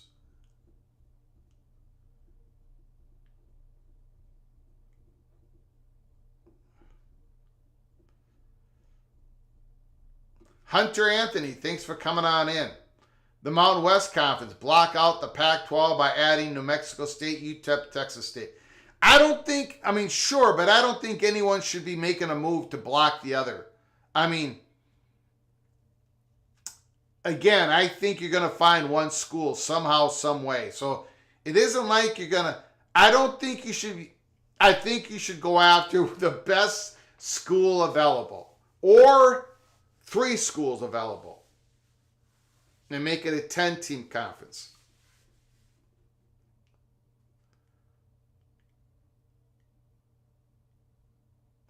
What about Northern Arizona? Thanks for coming on in, Movie Time Blues.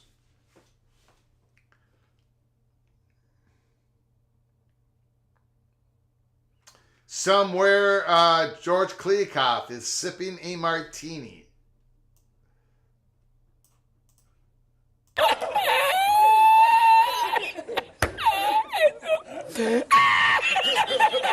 If you can't bribe someone from Memphis, you're doing something very, very wrong.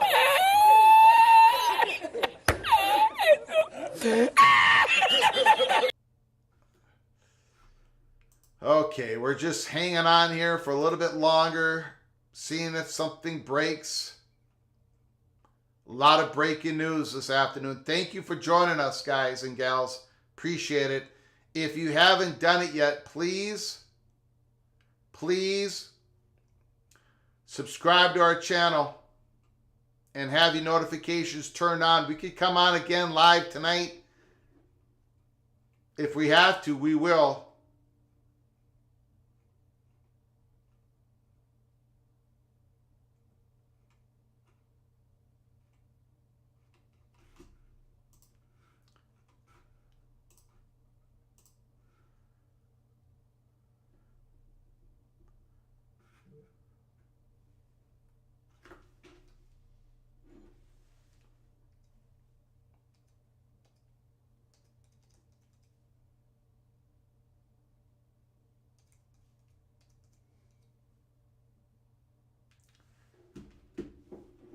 Yeah, I haven't seen anything in North Texas.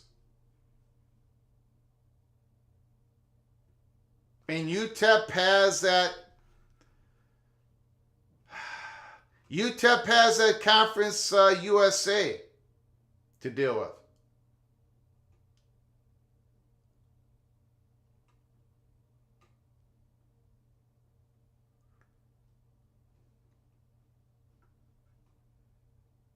I mean, UTEP has that Gore in Conference USA to deal with.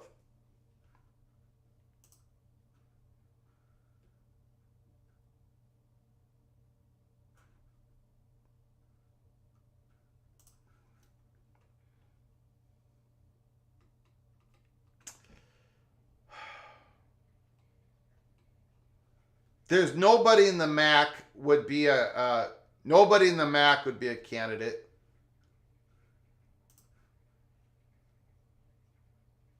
In the Sun Belt, it's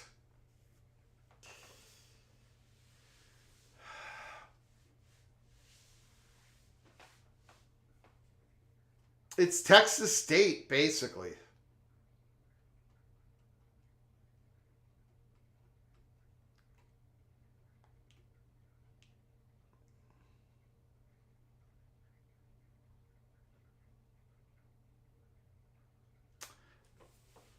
I don't think Louisiana would be a candidate.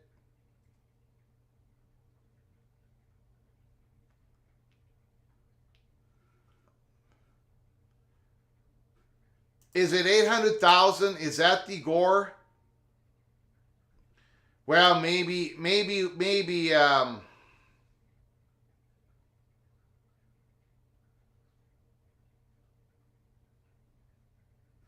John Till, Gloria Navarez plus UNLV backstab Mountain West Conference. Well, UNLV did sign a commitment to the Mountain West Conference.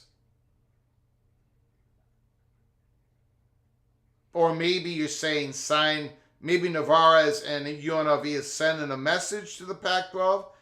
That could be what you're saying, John Till. Anyways, thank you for the super chat. I appreciate it.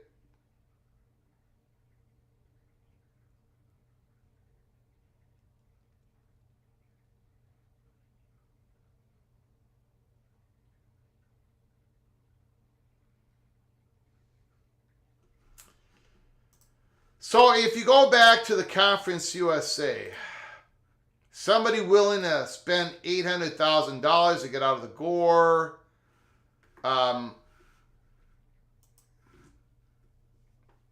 Liberty is not going to be a candidate. Sam Houston's not going to be a candidate. I don't think Louisiana Tech can be a candidate. Florida, Jacksonville State, Kennesaw State, no. Middle Tennessee, no. New Mexico State, UTEP. Those would be your only candidates, really, out of Conference USA.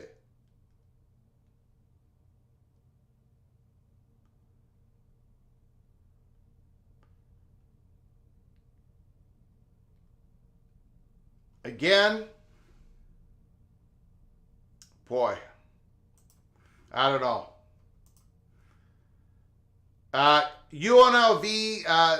UNLV signed a commitment. They're going to be staying in the Mountain West. In the Mountain West Conference. I don't know. They're all getting some of that exit fee money that Boise State, Colorado State, Fresno State, and San Diego State are paying out. They're all getting a big chunk of that, like $15 million, $10 million a piece. And they're going to ride it out in the Mountain West.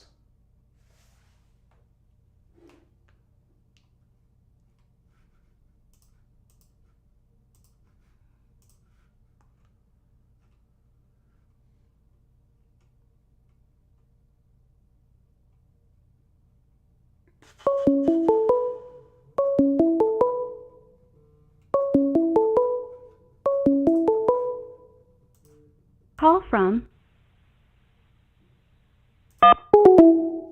I did not get the name. Did not get the call. Someone hung up. Call again, please.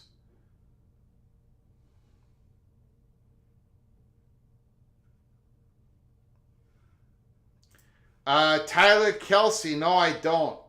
I think all that is done. Do you see the Pac-12 going back and offering more money to those AAC schools? I don't think so.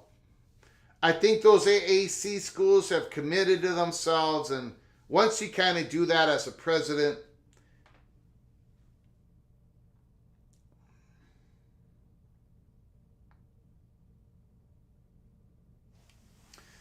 well, you know, you got to be, now you got to look at, it's not just about the Pac-12. Now it's about the Mountain West.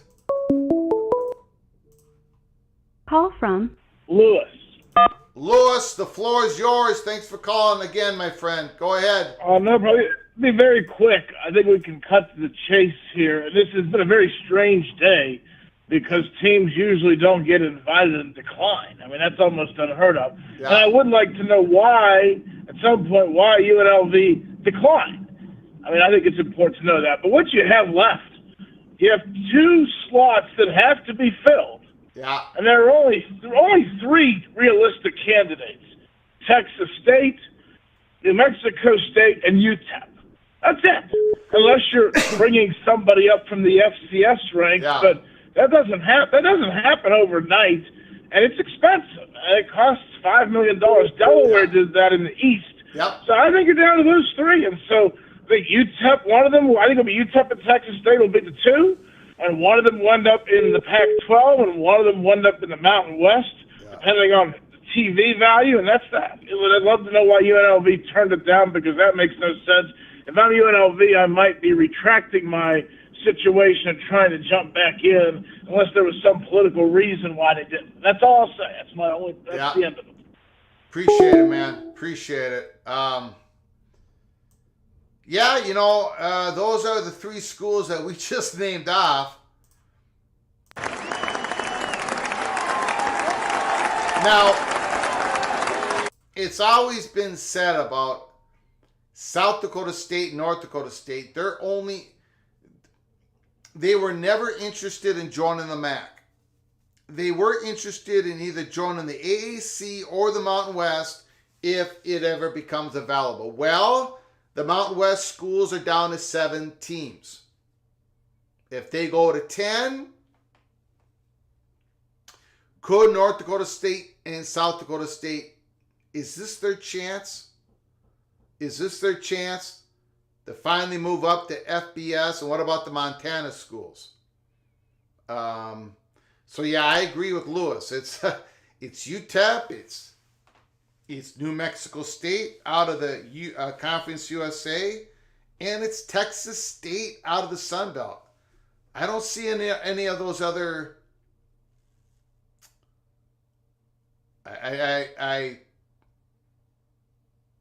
It's down to those 3 schools, or unless the Sacramento State thing has some, or Tarleton State.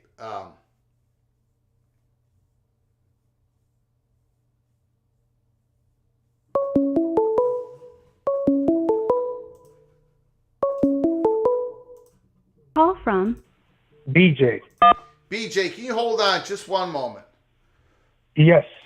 Toby Padwick, don't know what Greg said is logically supported unless he knows that Hawaii signed some sort of similar deal, which as a football-only member, I would suspect they did not. All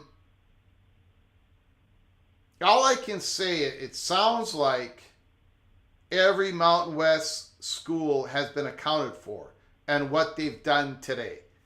Everybody has, or they have committed to signing this commitment with the Mountain West where they're going to get this one-time big payout money, and not, it wasn't that Hawaii was in any reports. It was they were not in the report that came out and said these teams, these Mountain West teams are the only ones that have yet to sign the commitment. And at the time, it was UNLV, San Jose State, and Utah State, and one other school. Hawaii was not listed, just like Wyoming wasn't listed. So logically, they were committed to the Mountain West. So I think, and I could be proven wrong here in the next 10 minutes, but I think all the Mountain West schools have been accounted for, who are committed to the Mountain West and who are going to the Pac-12.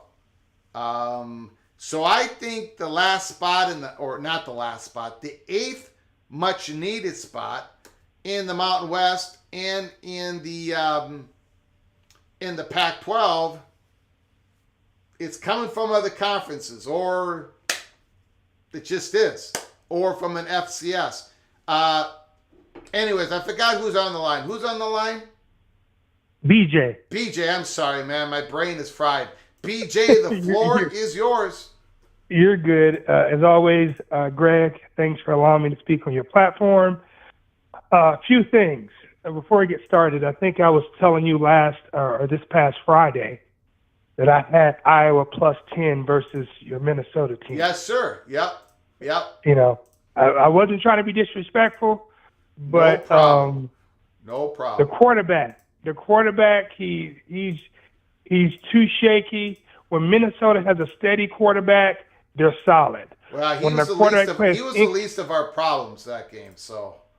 He is. I just think he's I think you can tell this is his first year playing against like big boy football. Yeah. He seems hesitant. He seems very hesitant.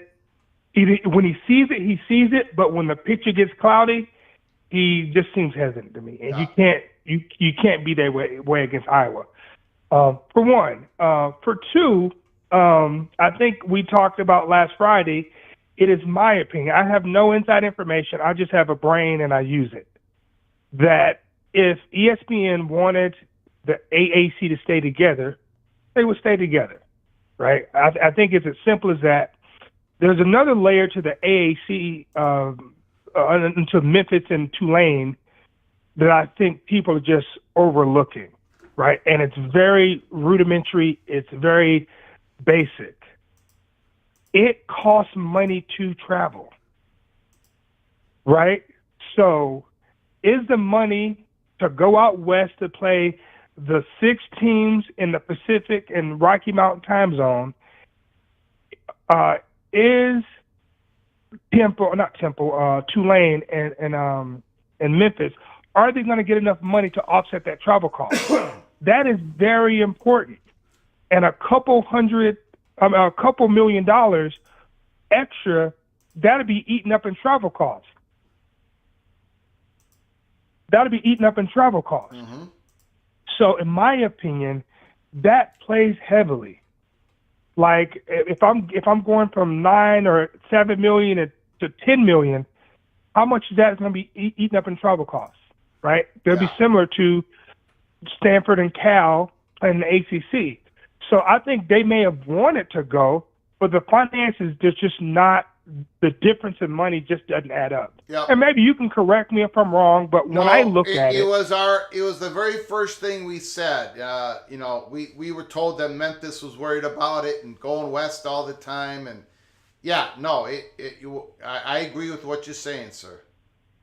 And another thing too, I don't know about the Mountain West. It sounds fuzzy to me. It sounds kind of like the UNLV rejecting the Pac-12. Sounds very similar to Arizona State and Utah being reluctant to join the Big 12. But ultimately, they joined. I just don't see a world where UNLV doesn't join the Pac-12. Maybe I'm wrong. It makes no logical sense. I looked at the roster that the Mountain West has, and it just doesn't make sense. Unless you don't want to compete for championships. Maybe they just don't want to compete for championships. Who knows? But can you come up with a reason why UNLV, reportedly turned down the offer to go to the Pac-12? Because it doesn't make sense to me. They're getting supposedly they're getting a feeble offer from the Pac-12 and helping them fray the cost of the Mountain West exit fee, and UNLV is getting supposedly somewhere between $10 and $15 million on cash payment, and so there's a couple reasons. But I think you can argue either way, but I think it's all settled. UNLV has committed to the Mountain West Conference, and I I don't see them backing off that commitment. I think all that has been settled. So I'll say this, Greg, right? So let's say they get $15 million, right? I think the reports from CBS Sports, I read an article, that the Pac-12 is anywhere between 10 and 15 million. So the money is about the same whether you're in the Mountain West or whether you're in the Pac-12, right? If UNLV is getting $15 million from the Mountain West, that money, that contract that the Mountain West signed with CBS, and once it ends, I don't know the time frame, maybe 5 or 6 years, that contract is going to be worth next to nothing, right? So are they going to wait 6 years and then join the PAC? Because I think the Pac-12 now is solidly, situated. They have 6 branded teams that I think are solid football programs, solid schools, and UNLV kind of fits with them. So I don't see, and maybe something will come out later. I just don't see how this makes sense. Even if they're getting $15 million, that's the same amount of money that Pac-12 is getting. And guess what? The Pac-12 is seen as like a top G5 program. So if there's an extra school that's going to get into the CFP, the Pac-12 seems like to be the odds-in favorite to have the leg up year in and year out, especially with Boise State going to the Pac-12. So maybe I'm missing something, and maybe there's like some backhanded deals under the table. It just doesn't make sense for UNLV to stay in a dilapidated Mountain West. But I just want to speak my point on that, Greg. As always, stay blessed up, and thank you for allowing me to speak on your platform. You got it. Appreciate it.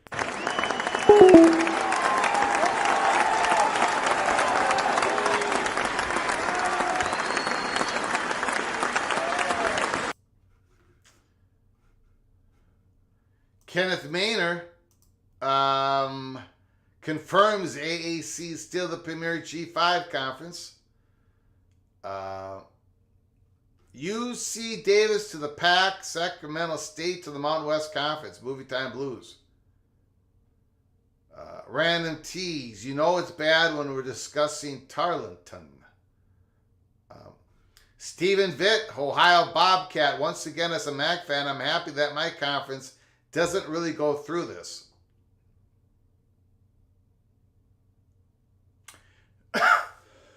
Well, it might have to go through it in the sense that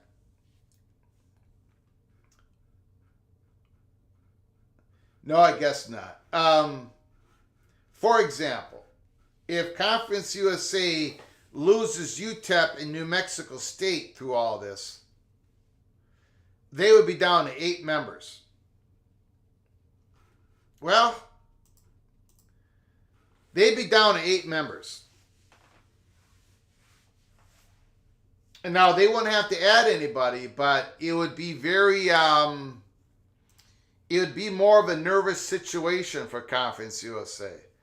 And then at that time, maybe Western Kentucky Hilltoppers finally pay that $800,000 gore and finally move to the MAC. Western Kentucky and Middle Tennessee. So maybe the MAC might get involved in this at some point. Texas State has to be an 8th member. But where? Mountain West or the PAC? I don't know. Again, Hawaii has committed to the Mountain West. I don't think they're in the game. I don't think they are in the game.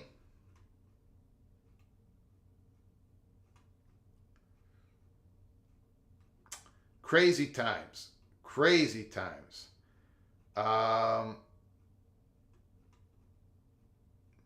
So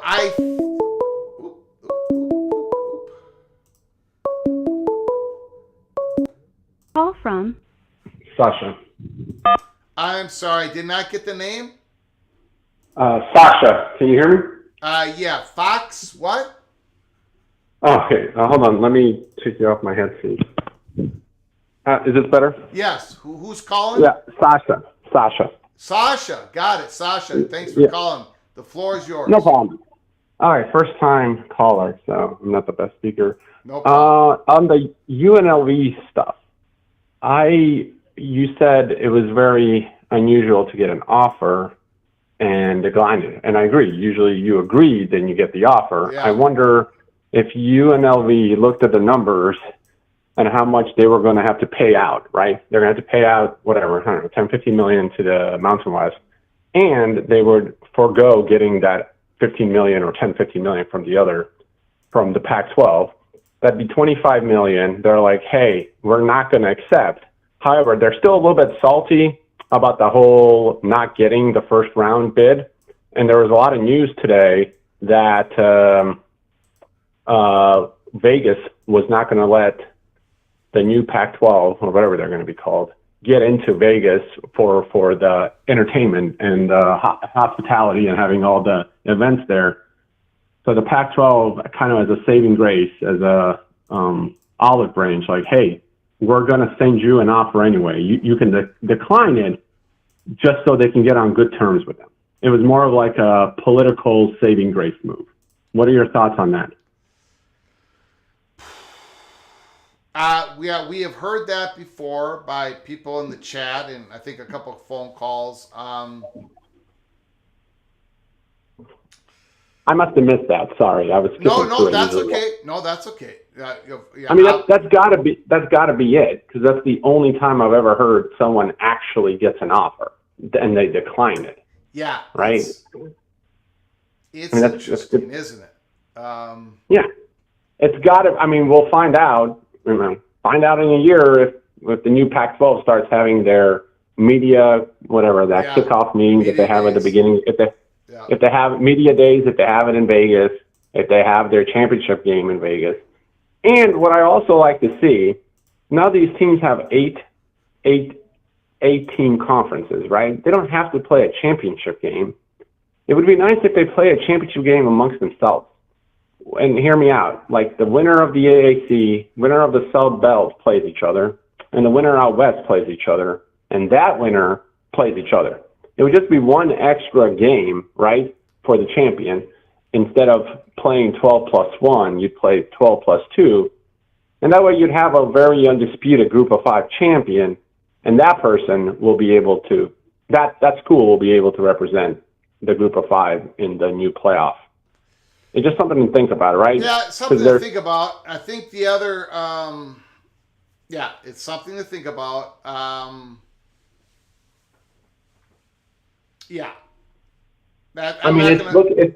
It's looking far ahead, but I mean, if you hold the media rights to these conferences, the only way it makes sense to not implode them the only way it makes sense to not implode the conferences and try to create the fifth best conference is just to have as many conferences as possible. And so you have as many teams with a pathway to the national championship, right? Yeah. So if you're, what's the worst team in there? Utah State. If you're Utah State, in theory, you can win your conference.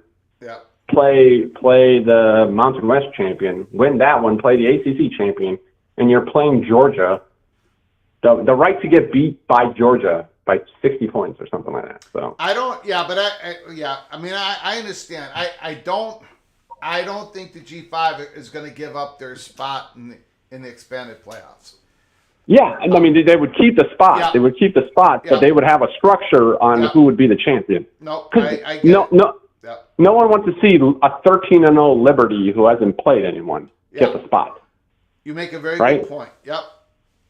So, I mean, anyway, that's what I thought. And plus, ESPN, who holds the rights to a lot of these things, they know how much viewership this draws, right? They put in, the random East Coast Conference for March Madness when someone gets the championship game for really small mid-major schools, and they know how much people care about that, and they can try to create the same thing for football. Just a thought. Yep. All right, that's all I got. Thanks, Beautiful. Buddy. Thanks. Great call. Sasha, call again, sir. Awesome. Thank you.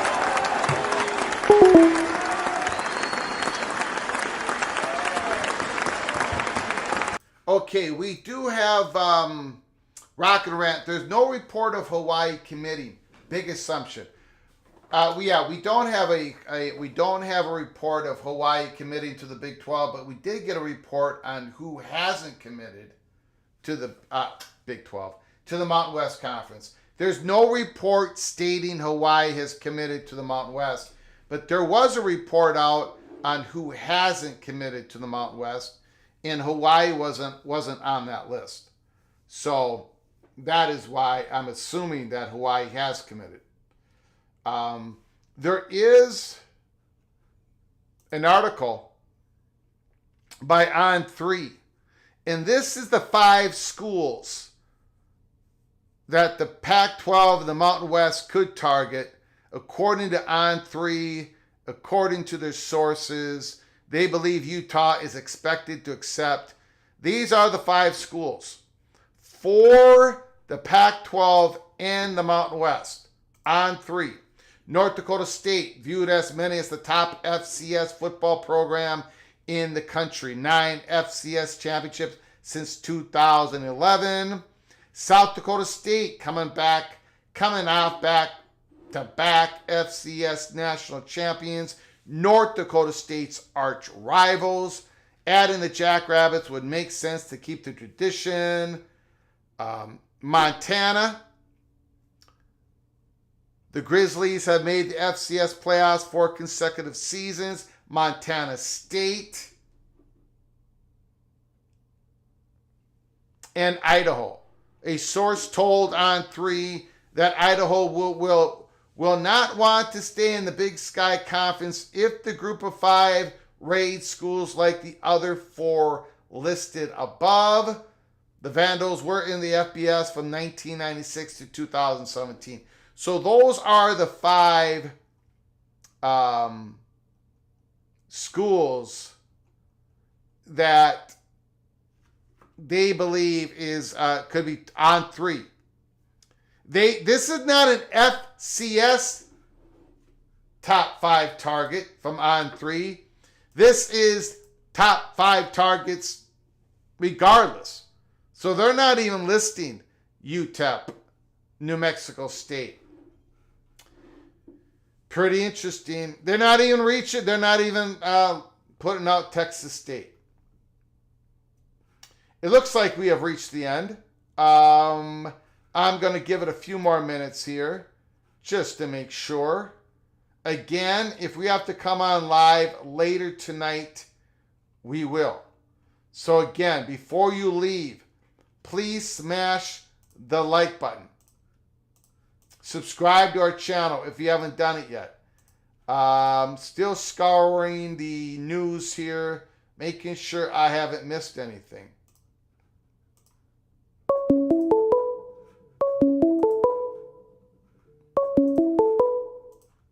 Call from Robert Perez. Robert Perez, Mr. Fresno State Bulldogs. Thanks for calling. The floor is yours. Greg, I think, I'm going to obviously be probably just saying a lot of what has already been said here, but it's frustrating that PAC didn't invite more Mountain West schools.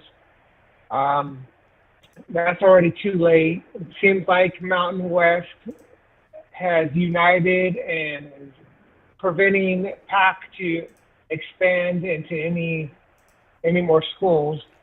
So I think, I don't know.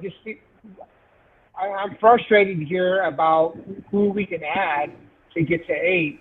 At the same time, all those other schools you talked about, the Dakotas, Montana, all those little small population states, they're not gonna bring TV value into the PAC. Yeah. So I think what's going to happen is we have to, as PAC, they have to target a school, maybe Sacramento, maybe UC Davis, a school from Texas, and hope that those schools kind of build into a good program. and take away those ads from the Mountain West, because even though we may not be able to do them in and wipe them out, we at least will prevent them from filling in with some quality schools that will bring money into their TV deal.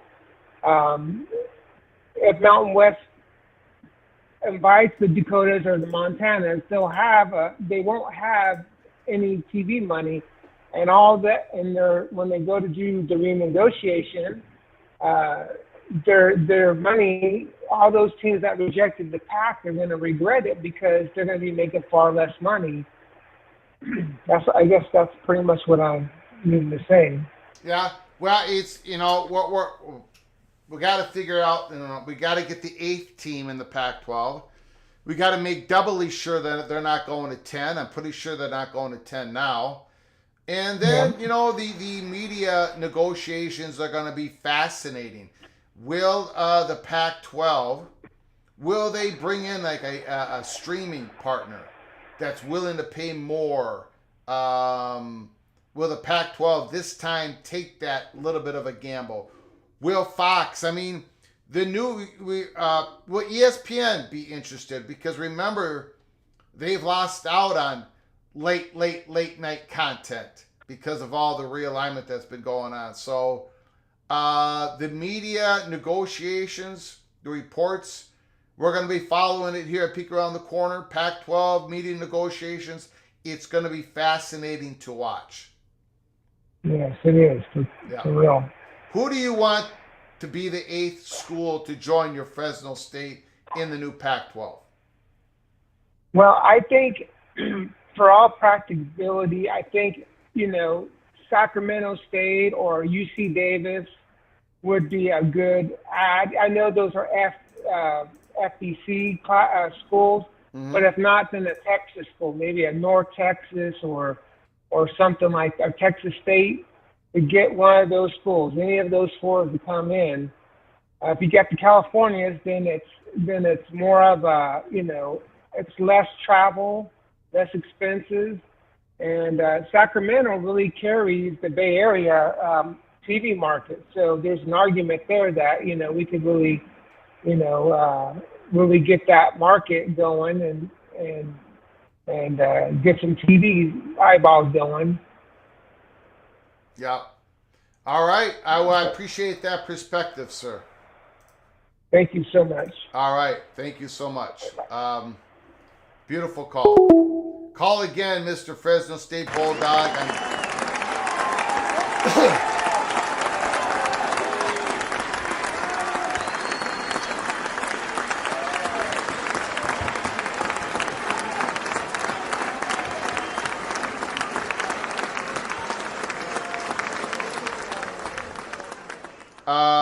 Looking at a report here by Utah State Aggies, Mr. Trent Wood. Sounds like Utah State's going to accept the Pac-12 invitation.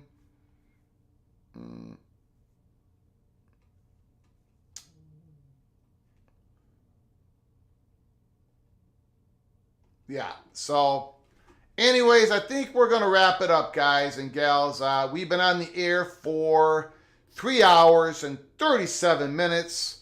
I appreciate everybody joining us. Thank you so very much. Before you leave, please subscribe to our channel. Smash the like button if you've liked our content. Have those notifications turned on. We could come back live again late tonight. So I appreciate it. Reddit says Hawaii is exploring all options. Interesting. Very, very interesting. Okay, we'll keep an eye on Hawaii. We're going to keep an eye on Hawaii, the Rainbow Warriors. We're going to keep an eye on the Bison of North Dakota State, the Jackrabbits of South Dakota State, the Grizzlies, and everybody else out there. Head on a swivel. Holy smokes. Again, until next time, from all of us at PATC to all of you, please, you all take great care of each other. Thank you so very much.